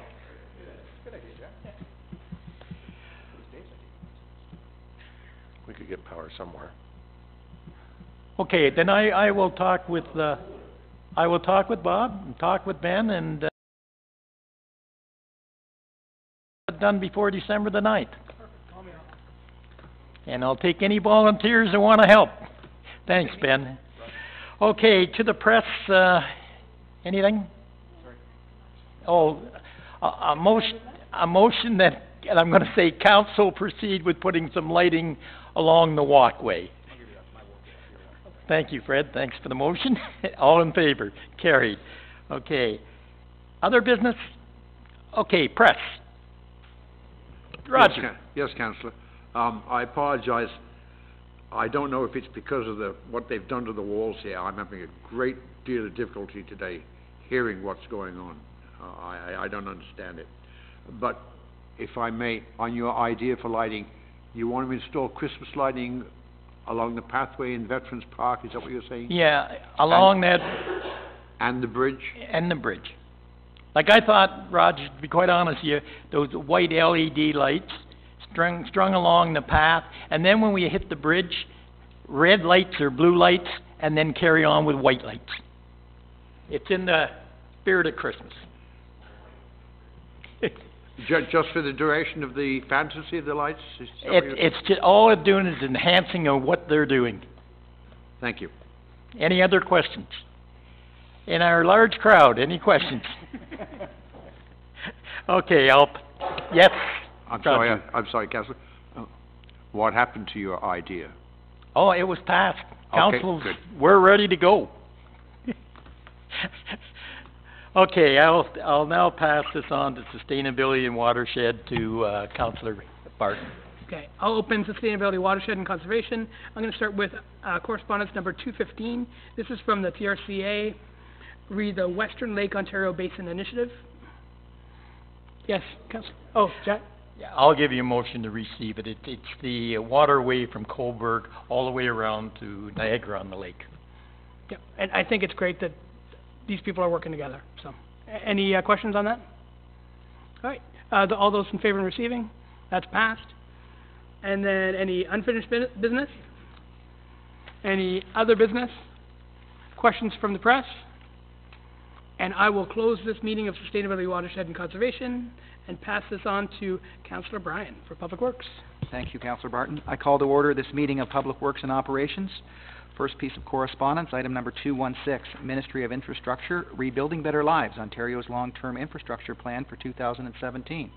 Questions, concerns, comments? First up, Councillor Malloy. I just wondered, do we have the plan here somewhere? I mean, they talk about it, but I don't know where it is. Do we have a copy of it? Is it online somewhere, maybe? Is it online somewhere? So Online. it's done. Okay. All right. Councillor Malloy? Sorry, Councillor Hyatt? I almost called you Councillor Bryan. I spoke already, Fred. Yeah. Just read out what it says on the front there, buddy. Through you to Ben, has there been any money attached to this, or is this one of these fantasy things that the province likes to put out? But no money that I'm aware of.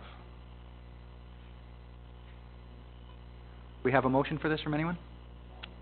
Motion to receive, all in favor? Carried. Next item, item number 217, the CAA Re-Worst Roads Campaign for 2017. Does anybody have Zephyr? Councillor Malloy. I just thought, I had to comment on that, even though it's on the list. I think it's important to note that the region's put a lot of money into that road, and they are finishing it. It's gonna be a beautiful road by, I think, the end of 18, so. So it'll be awesome. It's been corrected, it's being cleaned up very nicely. Wonderful. And Thanks. what would we like to do with this? Just receive Oh, it. sorry, Councillor Beach. Councillor Beach will make a motion to receive it. All in favor? Carried. Next item, item number 218, from Eric Pay, retruck traffic through Uxbridge. Questions, concerns, comments from council? What would council like to do with this? Councillor Hyatt? Yeah, I'll just receive it, I guess through you to Mayor O'Connor. Has there been a meeting set up yet? There has? Okay, thank you. All right. All in favor of the motion? Carried. Next item, item 219, Win Walters, relighting for Sam Sharp statue. Questions, concerns? Councillor Barton? A motion to, support his recommendation, the idea. All in favor of the motion? Carried.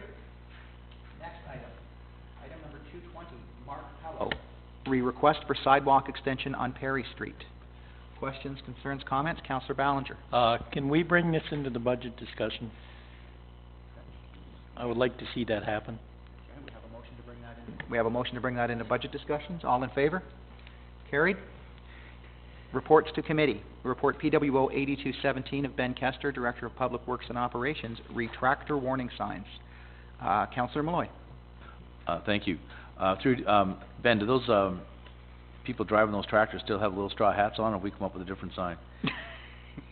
You know, it's funny, I've had farmers comment to me and say, we aren't all driving tractors with little straw hats, and that one sign that they use for watch the tractors It was is the region. kinda old, it's a little old fashioned, It was it was the region that was using them, and I told them to find another one. And Great, thank you. Sorry, Councillor Barton, and then I'll go to Councillor Beach. Oh, do you wanna go first, Pam, or me? Okay, I'll go first. So, I think when this was brought up by Mayor O'Connor, she suggested tractors and bicycles for share the road signs. This is only covering half of that. Yeah, I know. I have another report on the bicycles coming. Okay. All right, Councillor Beach. Councillor Barton asked exactly what I was going to ask. My apologies for not coming to you. There, Council- I will but know. he put his hand up first. Councillor Hyatt. Through you to Ben, how many of these are you considering? I'm not considering any. You're not considering any, okay. So you're We just have telling us how 6. much they are? We have 6 on township roads. The region have some on their roads as well. Are there areas that we don't have then that you would think we would need them? Not in my opinion. Not urgent? Okay, thank you. And what are council's wishes for this? All right, all in favor of the motion? Carried. Next item, report PWO 8317 of Ben Kester, Director of Public Works and Operations, Elgin Park Drive traffic calming. Councillor Ballinger, without even looking. Yeah, you knew I... Councillor Bryan and myself met with the people at Showbrook. The recommendation that's here about the installation of a radar speed sign is one that they were, I would say, excited about having that. There's also the idea of putting, and you've seen them up by Trinity Church, Seniors Crossing. The only problem with that is I said to the people, and you know, when you walk out of their front building, it's 60 steps to the lights. You cross the road there, you have 42 seconds to get across, going to the south, and then you come down the sidewalk and you go into the rec stall. They want to cross right at the driveway. You know what? I walked that. I tried it a couple times. It's a dangerous spot to cross the street. I said to them, and Fred was there when I was speaking to them, that gosh, you know what? If you're in Toronto or Burlington or somewhere, you'd be charged with jaywalking. Why wouldn't you people go up the sidewalk, push the light, and come down the sidewalk on the other side. Well, I said, you know, it's the same thing as people say here about the trucks.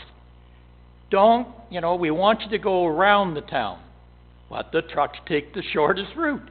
I said, human beings being human beings, that's what's happening here. So, anyhow, while we're on the subject, the one suggestion was it's only 21 seconds when you cross from the east side to the west side.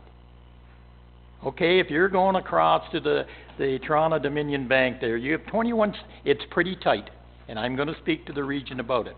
Four Corners in Uxbridge, you have 36 seconds. It's okay going north and south, you have 42 seconds.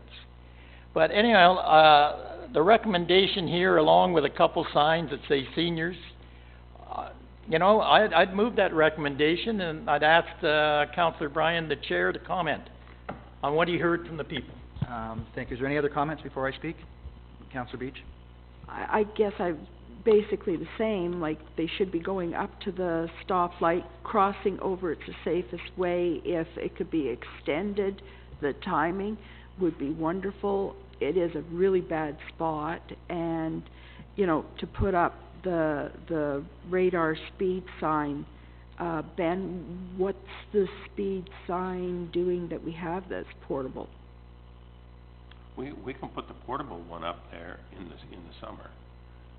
We don't run the portable one in the winter. Yeah, no. We can put it up. Well, the thing is, even if it's put up for like 3 months or something to get people kind of used to, hey, slow down. I mean, I only have one portable sign. Yes. Two portable signs, one on the trailer and one other. So if you're going to put one there for 3 months, that pretty much takes it out of commission for the whole. I think I wrote a report a month or two ago about a policy on those signs, and I think I said maximum 2 weeks in anyone's spot.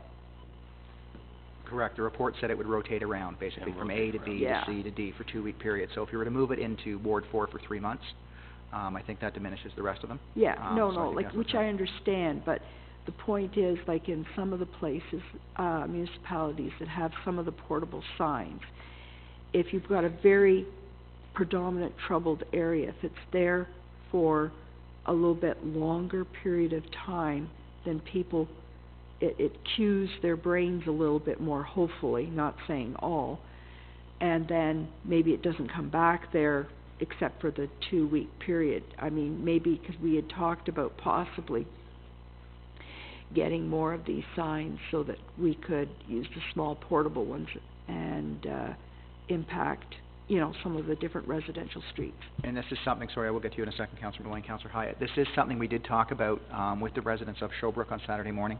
Part of their issue as well was going to be with the culvert. There's going to be a lot of traffic that they feel is going to be diverted and will go up Elgin Park. Is that going to be part of our traffic study? So this is going to be ongoing, without a doubt, but these are certainly the dialogues and the conversations we need to have. Councillor Malloy and then Councillor Hyatt.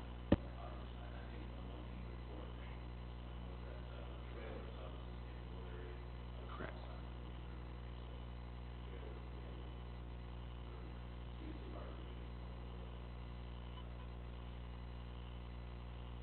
Councillor Hyatt? Sorry. Part of my question on what were the residents' concerns.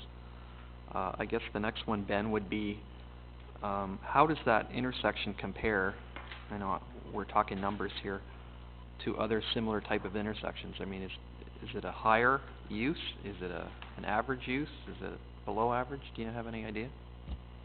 The AADT is 5,100, so it's fairly high. Now that's all day, both ways. Is that what that means? All day, both ways. And the 64, it's posted 60, I believe there, is it? 50. Oh, it's 50, okay.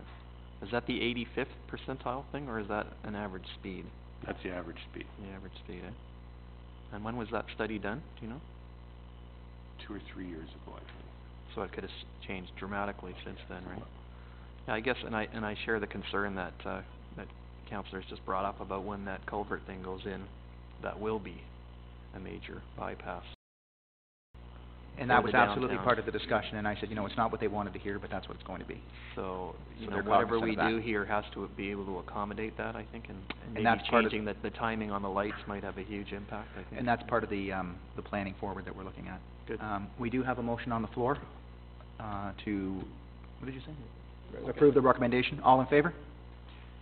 Carried.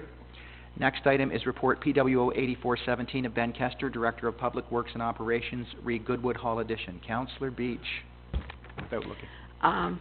Ben, we had spoke about, excuse me, where the door to be moved, further to the west. 'Cause here on the diagram, it says removal of window, and, the main door going down, because that would, split up the stairs and lose room if we moved it over to the west and did the stairs there, because you said it felt that it would take up less space and have less stairs coming down. Yeah, the door in the drawings is right out of the main hall. Okay, and as close to the wall as possible to do the stairs. I think, I can look at that, Okay, 'cause it would take less steps coming down from that point into the new area.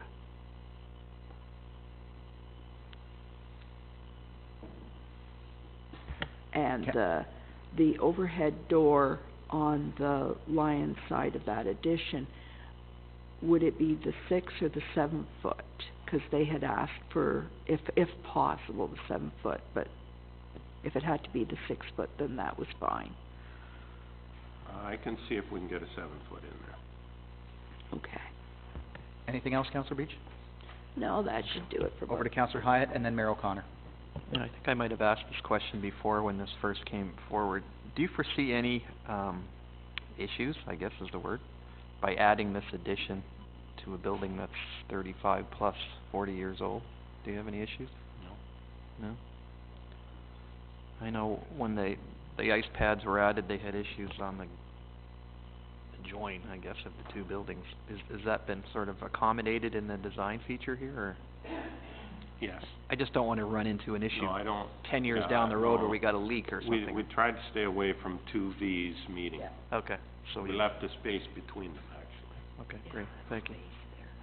Yeah, it doesn't really jump out at you from the diagram, that's all. Okay, very good. Mayor O'Connor. This is a flat roof, right? No, peaked. Well, on page 185, can you explain that for me then, please? So it's gonna look exactly like the kitchen roof, Have you feed got, into the other main hall roof.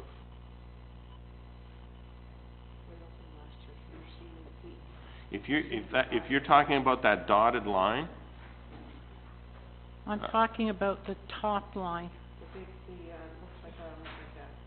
okay, but you're looking at that from the side. You're looking at it, this is, you're So looking it's a- west. Okay, You're looking west.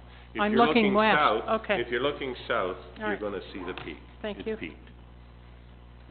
All right, we have a motion. All in favor of the motion? Carried. Is there any unfinished business? Any other business? Any questions from the press that are packing up? Other Sorry, Mayor business? O'Connor. I would just like to ask, what our status is on the culvert,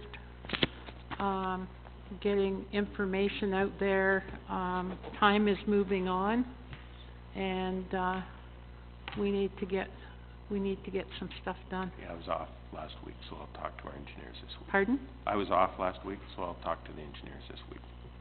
Okay, well, I think that we don't wanna be behind the ball on this one. We No, I need to know. be in front of it. I understand. I make a comment? Just to let everyone know, there is a meeting actually next week with, township staff, engineering, and the region. We've finally been able to get that meeting established, so it'll be a staff meeting with all of the appropriate people at the meeting. And things are progressing well with the, culvert communication group. We've got our logo, as you know. We're looking now at the creation of the document that will be given to businesses about how to plan when you're under construction, when the road is under construction. There's a document the Region's produced that I think was very helpful, and we're going to put together something that we can hand out to the businesses in advance. We'll know a lot more about the meeting, or after the meeting next week. And there is plans for a public open house as part of, there's supposed to be 3 PICs, Ben, as part of the tender, right? Yes, and I'm thinking also of having a workshop with the business owners to find out delivery schedules and all that kind of logistical stuff that we have to include in the tender. Thank you. Mayor O'Connor, you have a comment? One thing that still is concerning me is that we have to have somebody that's on the site, and I want to know what the status is of Mike Wilson. Where are we going? Ben?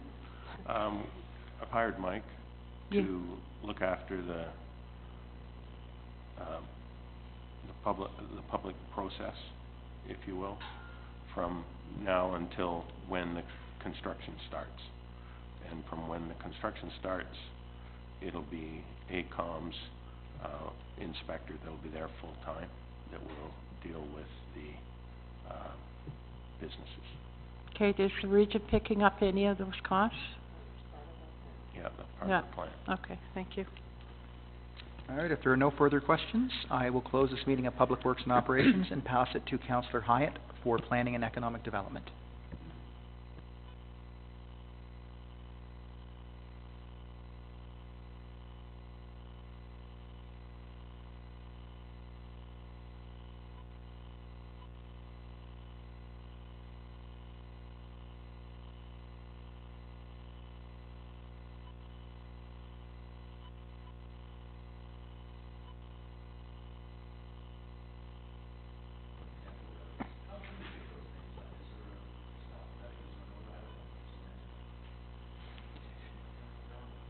Yes, years ago at the Legion, I submitted a list of names of veterans that when they were going to put them on the streets.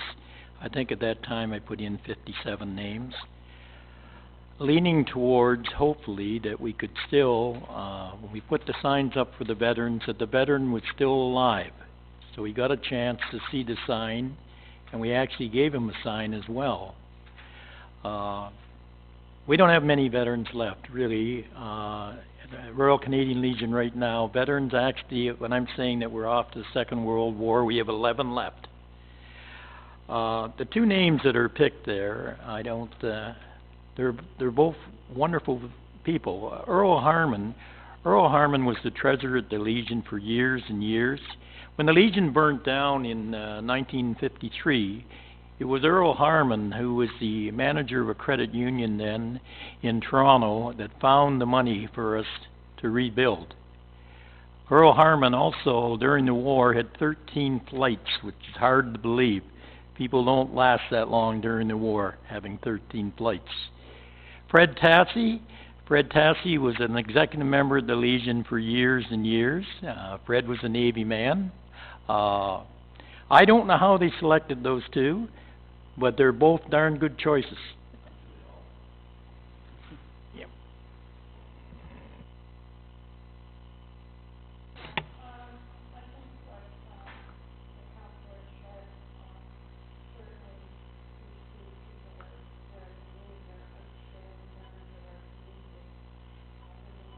You gave to us through the war, but I would like to recognize people while they're still alive. And I think that there are people still alive on that list, and I would suggest that Gord Matthews be one of them. Yes. It'd be Gord Matthews. It could either be Gord Matthews Way or Gord Matthews Lane. And where's my page 189? The other person. I wasn't sure about Arlie Armstrong.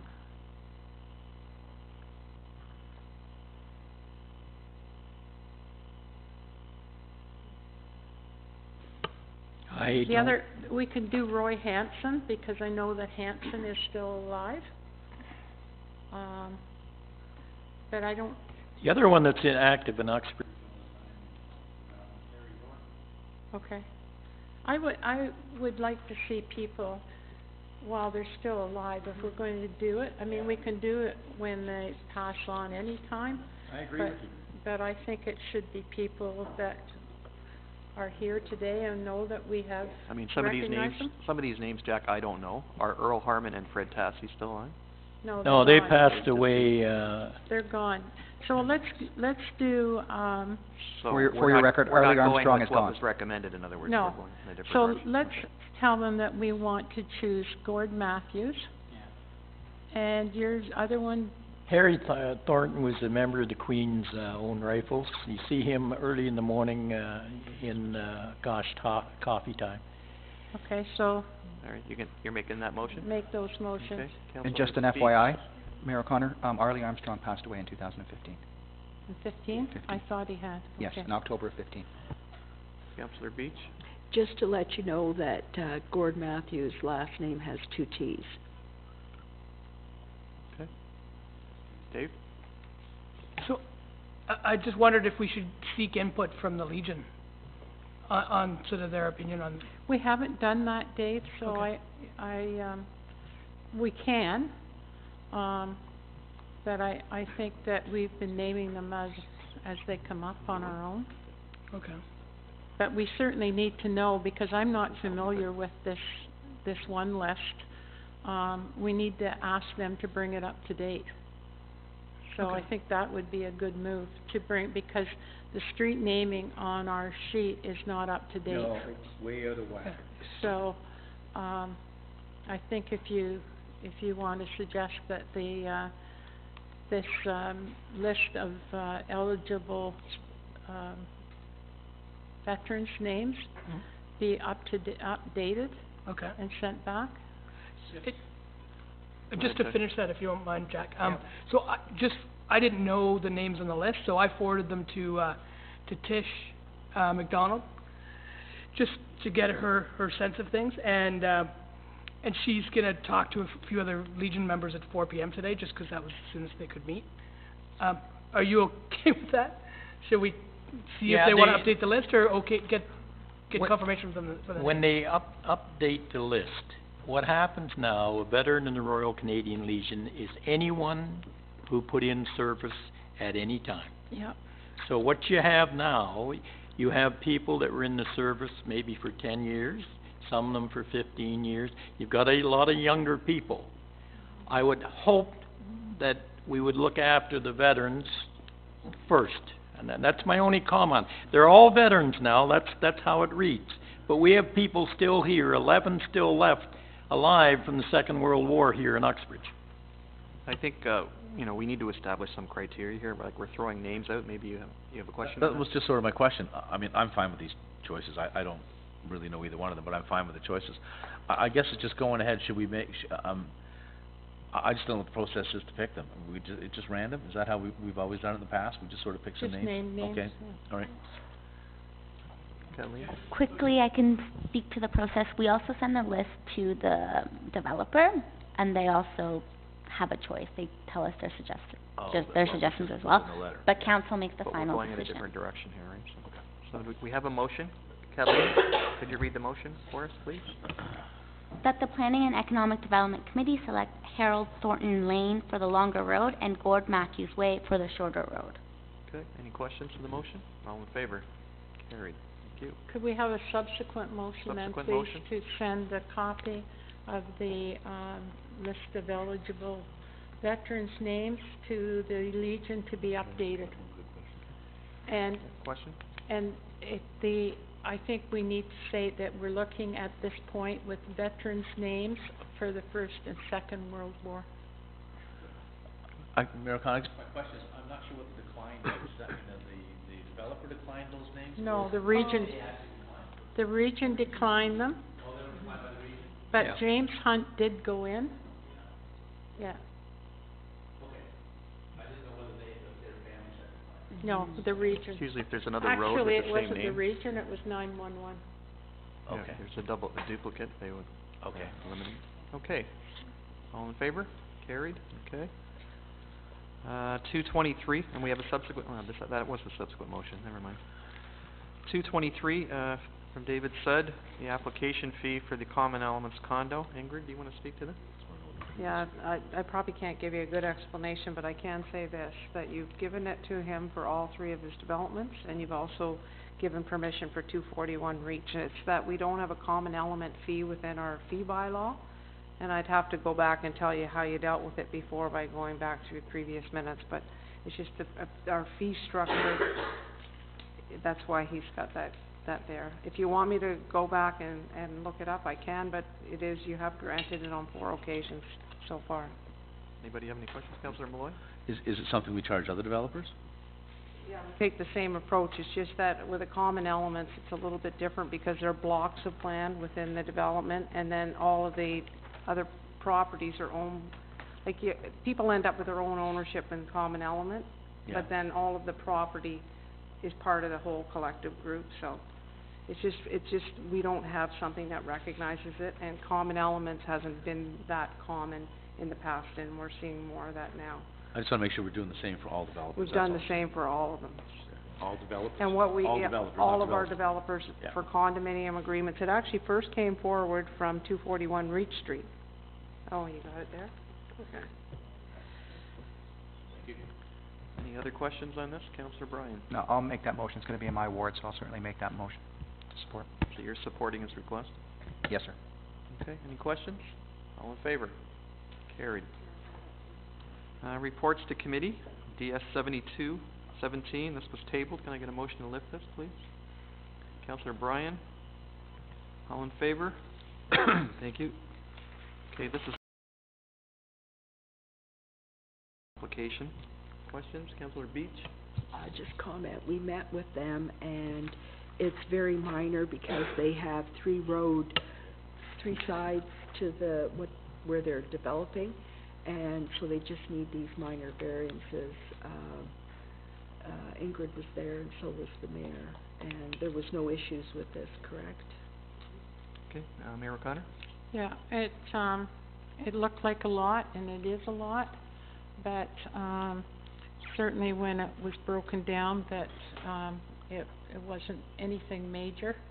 And, we do wanna see that, that this company, I mean, they've been very successful, and we do wanna see them, be able to do so.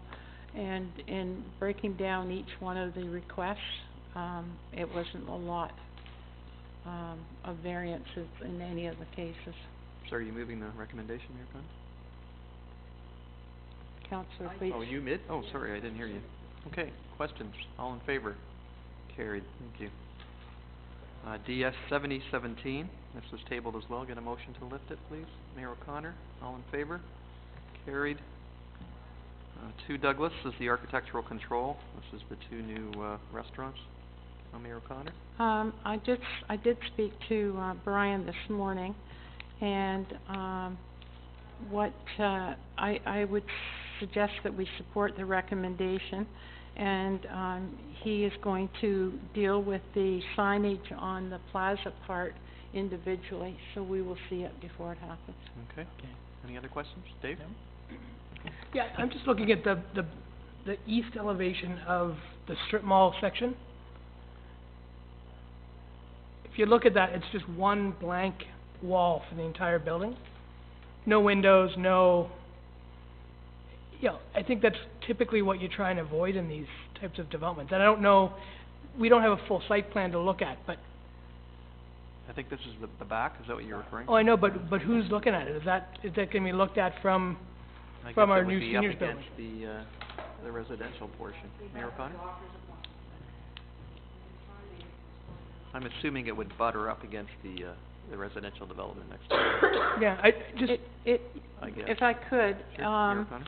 it is, but, to me, it was better to be like that and ask for, the, planting to be done along there than to see garbage bins and all that sort of stuff that they would face. So it's just a clean wall at this point. Okay. So where's the garbage for these units gonna be? It's on the site plan thing. Okay, I just cut off pieces of it, give me one sec. Yeah, my understanding is there's no access from the back, it's all front.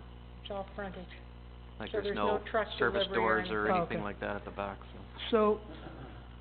So, often for developments like this, like the Shoppers Drug Mart, like the TSC, we ask the developer to put in a mural or artificial windows or just something so it's not just a blank back wall.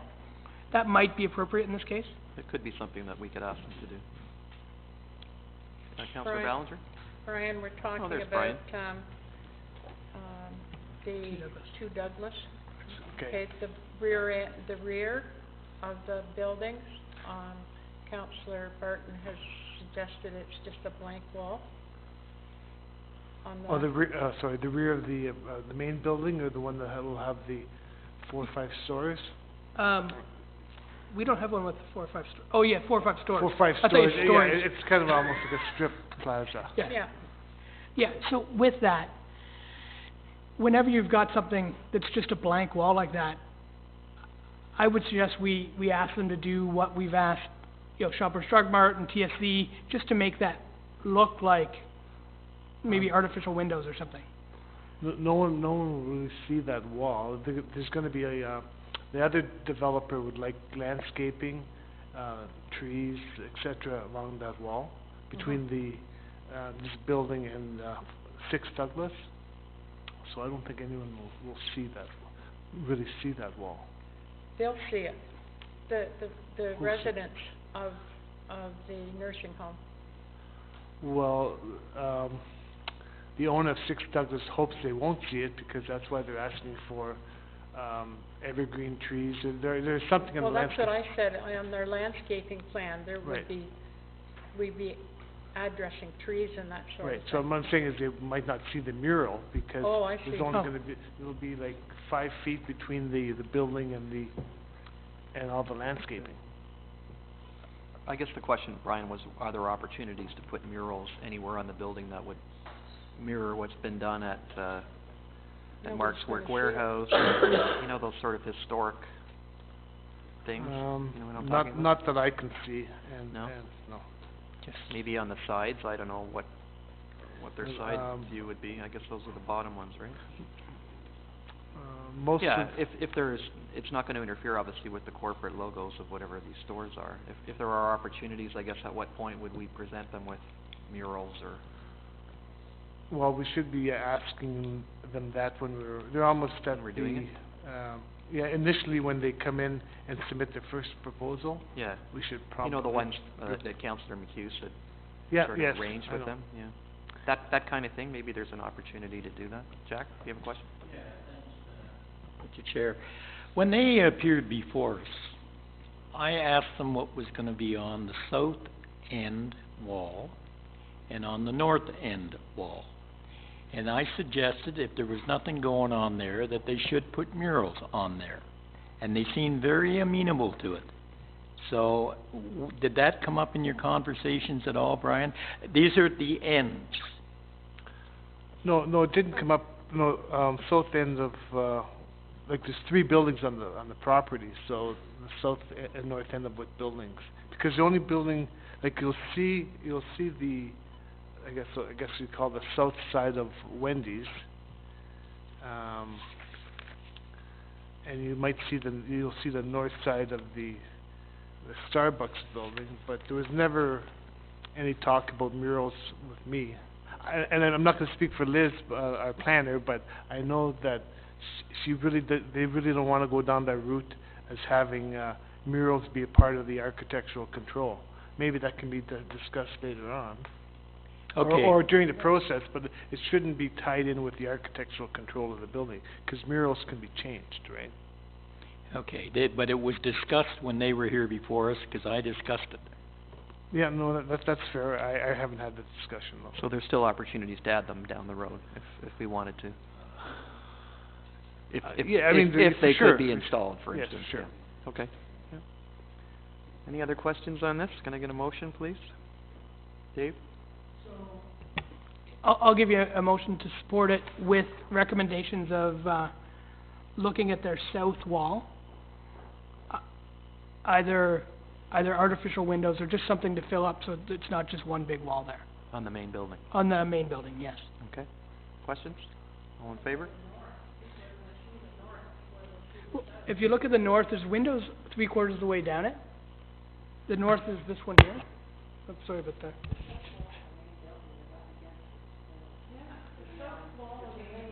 Oh, so here's the problem.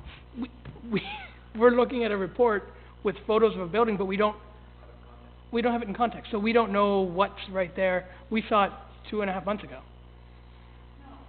But I think if there is an opportunity to add one, maybe we could discuss it with them beforehand. Yeah. If not, then, as you say, if it's up against a concrete wall, I don't think they really need to be adding murals, but, And I agree with you. I just, when we don't see the we buildings probably in won't context, know there's until no way it's to up, know. right, what it looks like, so. Yeah. There could be a gap or there may be not, right, so, okay. So we have a motion, all in favor? Carried. Thank you. Report DS 7117, this was also tabled. Can I get a motion to lift? Councillor Beach, all in favor? Carried, thank you. Councillor Beach, you have a question? And Brian, did you figure out Oh, yeah, I did. where they're dividing on the Von Diergaart? Yes, I did. Can I pass out, Sure, bring it on up.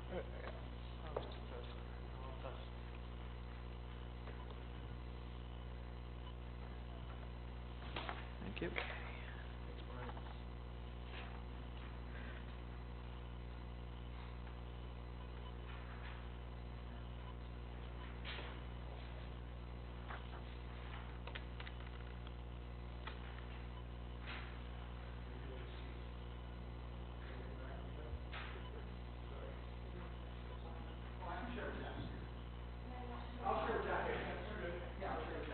So Brian, just walk us through what the, each land division application entails. Right, okay, so I was trying to decipher this myself. So, there's, 2 land division applications, right? One is LD 176, 2017, and the other one is LD 177, 2017. So, like, from Liz's report, it appears that she speaks to the first application, which is basically dividing the whole property in half. And they've indicated with the yellow line, so the southern portion is the retained part, and the north portion is the severed part. Can you see that? Yeah. Where it's, Okay. Anybody got any questions on that bit? Can we just get oriented? I have a question. Okay, sorry. Brian, Yeah. I don't really understand why they would have done it that way. What, is there a middle dividing line there that I'm missing? What is that? I can't really read it. Yeah, that would have probably been the 2 original farms. Yeah, but what is Because that's dividing the lots. The reason I ask the question is, What else? why would somebody take, that section 176, why wouldn't you have made that a little bit smaller, because it's already obviously large enough, to accommodate the fact that the other lots along the road are only 93 acres? Those aren't, that's what's confusing. Those aren't existing lots. Oh, no, I understand, but if he's gonna sever a lot, we're not gonna permit anybody going under 100 acres. Right. So why wouldn't he have made 176 smaller, so that, 177, those lots could have been 100 acres? They're currently 92 acres. I don't understand why he wouldn't have moved that lot line. Doesn't make any sense. Because he's not gonna get permission to go with 92, it's under the 100, but they have ample room on lot 176. I just don't know I don't know if there's something I'm missing here, but Liz is obviously saying we're not gonna support this because it's less than 100 Well, acres. she's saying that she's gonna support the first, land division 176. Right, which is, yeah, because it leaves These two 2 very acres. large parcels. Right. But if he had, all I'm saying is, had they moved the lot, whatever that line is, I don't know if it's an actual line or not, but if they had moved that and made 176 smaller, then they would have had the potential to actually sever off 2 other lots on 177. Because they're only 92 acres right now, and that's why Liz isn't supporting that, right? Right. I just don't know why they did I don't that know way. why, yeah, I don't know why. Huh? So, Well, they're not gonna get it through at 92. Well, anyway, all right, Yeah. it's fine, I just don't understand why Yeah, I they've don't done know that. why- Okay, does everybody understand 176 before we move Yep. forward? Yep. Okay. Okay, So- Brian, 177, just go ahead. Okay. Oh, so you have a Okay, question? so 176, is that the one that has the house on it and the barn?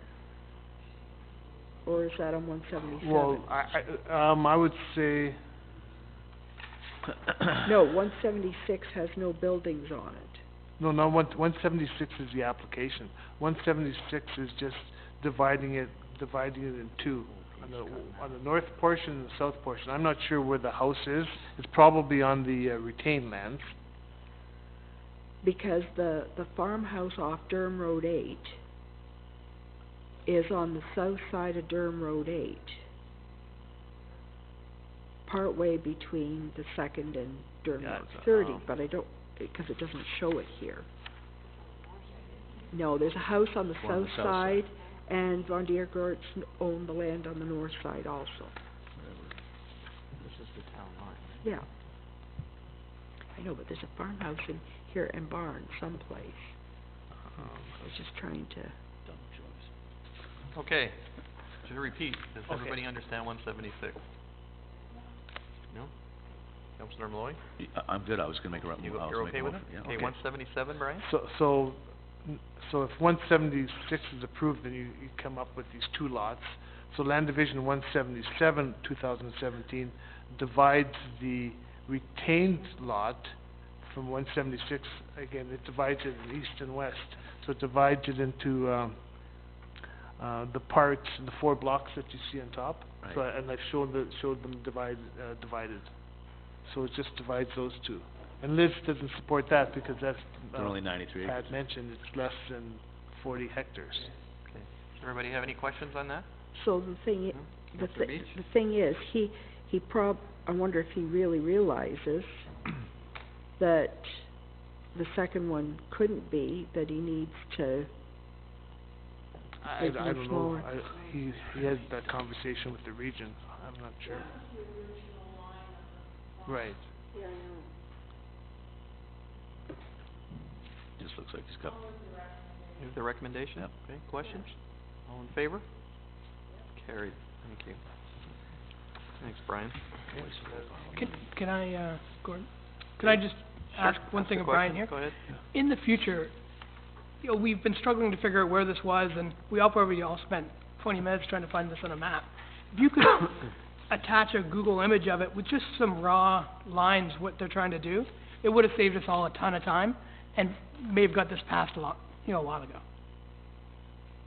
Yeah. No, I agree. Well- No, Oh, actually, yeah. sorry, this is Liz's report. Yeah. But, yeah, in her report, so in the land division, it talks about the different parts, but it is Yeah. hard, without a map, right? I agree. well, the maps are in there. Can I make a suggestion? If that's what you'd like to see, then why don't we ask the region for the land division applications, if they could just include that, because it makes it easier for Liz as well to write her report. Right. Yeah, it's a good suggestion. You wanna make that motion, Dave? Yeah? Here. Question? All in favor? Carried. Okay, DS 7417, it's the C of A application for 51st Avenue. Questions? We'll start with Councilor Ballinger.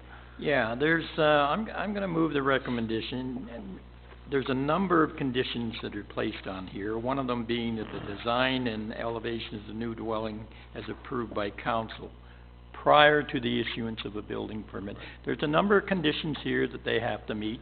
I'm fine with that, so I'll move the recommendation. Councilor Bryan, did you have any questions? No? Okay, all in favor? Carried. Thank you. Report DS 7515. This is 25 Bell Street. It's your award, Councilor Bryan? Yeah?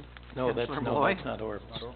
These people bought this one in September of 2017, Orville sold. Yeah, just asking if it was Orville Downtown. Yeah, yes. If it was Orville You asked Downtown. me if it was Orville's. Next one over, that's what it was. Second one over, okay. Yeah. Yeah, it's next to Ann Webb's place. Okay. I know where that is. Councilor Malloy? You, Question? I just had a quick question. This goes down to .16 of a meter. How small is that? I mean, .16 of a meter, that's only inches, right? Yeah, yep, right, .6 is 2 feet, .16. So .16 is, what, I don't know, 3 inches? I'm Yes. not sure. That just seems awful close to me. .16?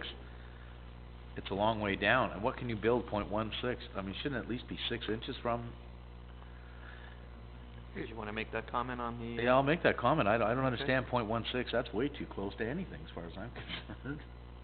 So Councillor Malloy has a concern. What is that in English, in inches, by the way? You shouldn't be. Do you know, Brian? Do you know what it is? It's I don't have my calculator here, so. be about that much. No, I don't know. 3-4 inches maybe. Yeah, if that. That seems awfully tight. It does to me. It struck me, I've never seen a measurement that low, so. So you wanna add that to I'd the, like to ask the question. Okay. I think that's way too close to anything, quite Can frankly. you add that, Brian, to Yep. the, C of A thing? Okay, questions? All in favor? Carried, thank you. Another report over here. 7617, this is, 300 Regional Road, Highway 47. Everybody know where this is? This is The Nina's Bakery, exactly. We had a pre-con on this several weeks ago, so. no room to make a big butter tart. Question? Yes.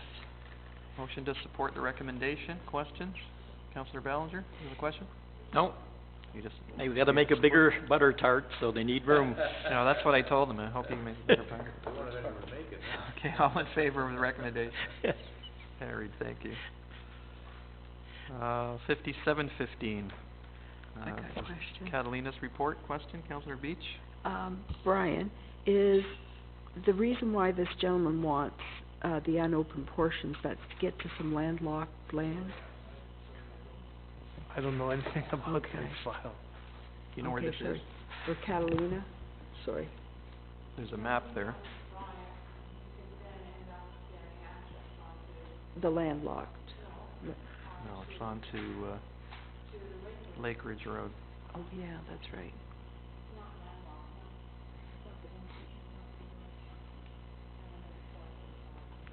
The policy is we don't sell road allowances unless there's a really compelling reason to do so. That's been the policy. Councillor, Malloy moving the recommendation, any questions? Dave, you have a question? So I have some questions. Why we would never sell them, because there's sometimes when it may make the most sense for everyone. Well, I think part of the rationale, Dave, and maybe Ingrid, if you wanna jump in, is we've done it in the past and then had to buy them back. In other words, if there's a trail that maybe could go through there that wasn't thought about prior to that, and then you're in the position of having to repurchase the property, so. So I think council just made a blanket statement that we weren't doing it. However, each situation is different, right? So Yeah. if there's something that maybe we could never, ever use for anything, then maybe we would consider it, I think. But, Ingrid, do you wanna comment on that? I think it would be difficult to develop criteria on when you would and wouldn't sell a road allowance, especially in the rural areas. That's your opportunity for trails. Yeah. And, there's always been talk that we've done a good job acquiring everything on the unopened 8 going south. And there may be some real opportunities for trails to go along the unopened 8 going north, which would be that Wagner's Lake piece and a bunch of other pieces at some point in time. Probably not when I'm here, but, Yeah. longer than that. I was gonna say, you never know, 20, 30 years away, what the situation would be, so. Okay, did you move the recommendation? No, I didn't. Councillor Malloy, is that what you have, Catalina? Councillor Malloy, all in favor? Carried. Any unfinished business for planning? Any new business? Press, questions? You guys are happy, that's good. We lost our audience. Brian, do you have a question since you're sitting out there? We lost our audience. I will adjourn planning and pass it to, Mayor O'Connor for admin.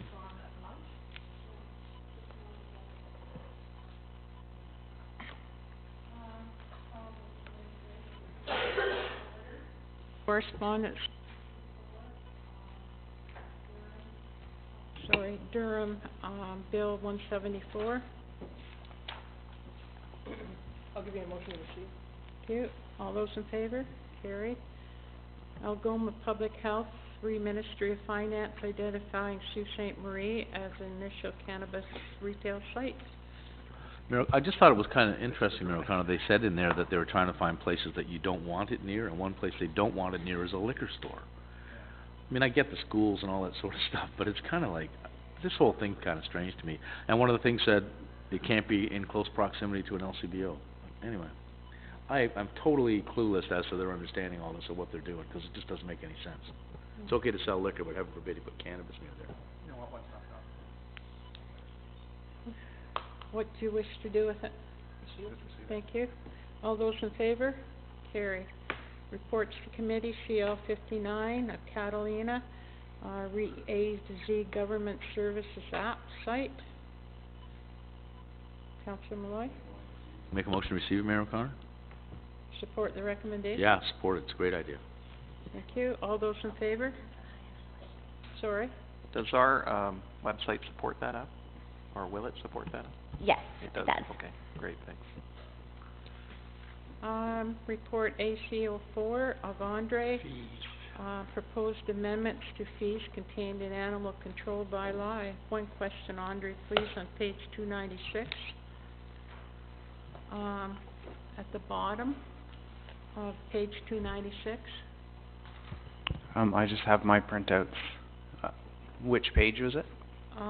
It's the Schedule A.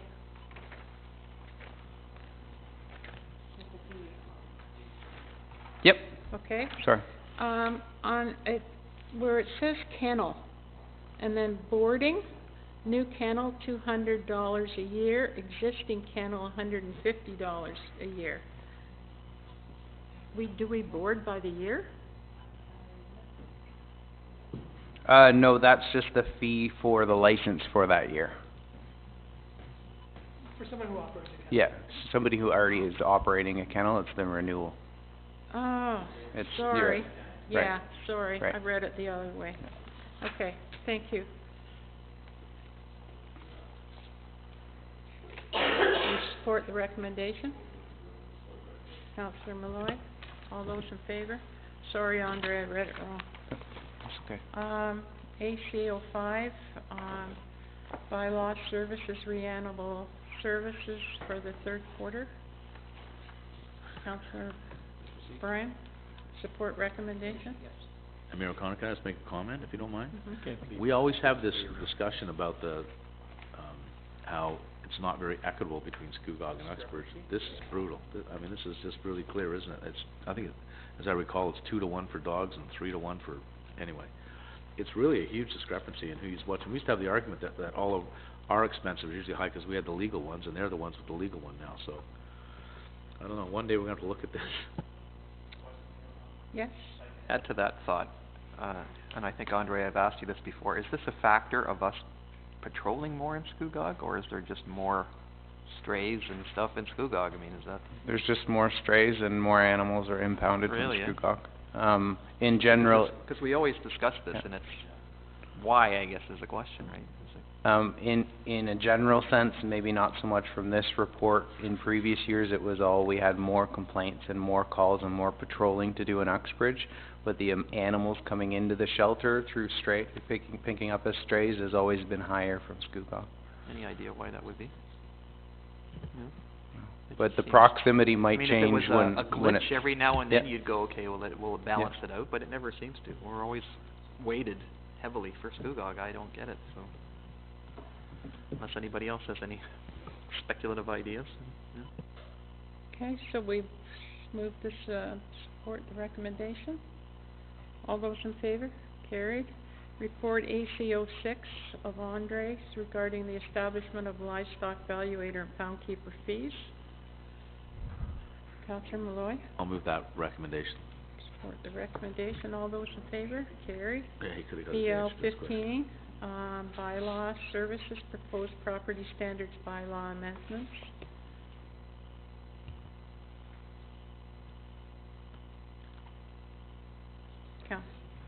Support recommendation, Councillor Bryan.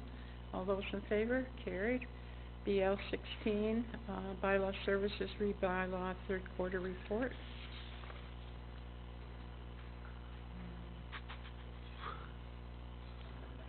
Thank you. Support recommendation? All those in favor? Carried. Any unfinished business? Any other business? Press, do you have anything?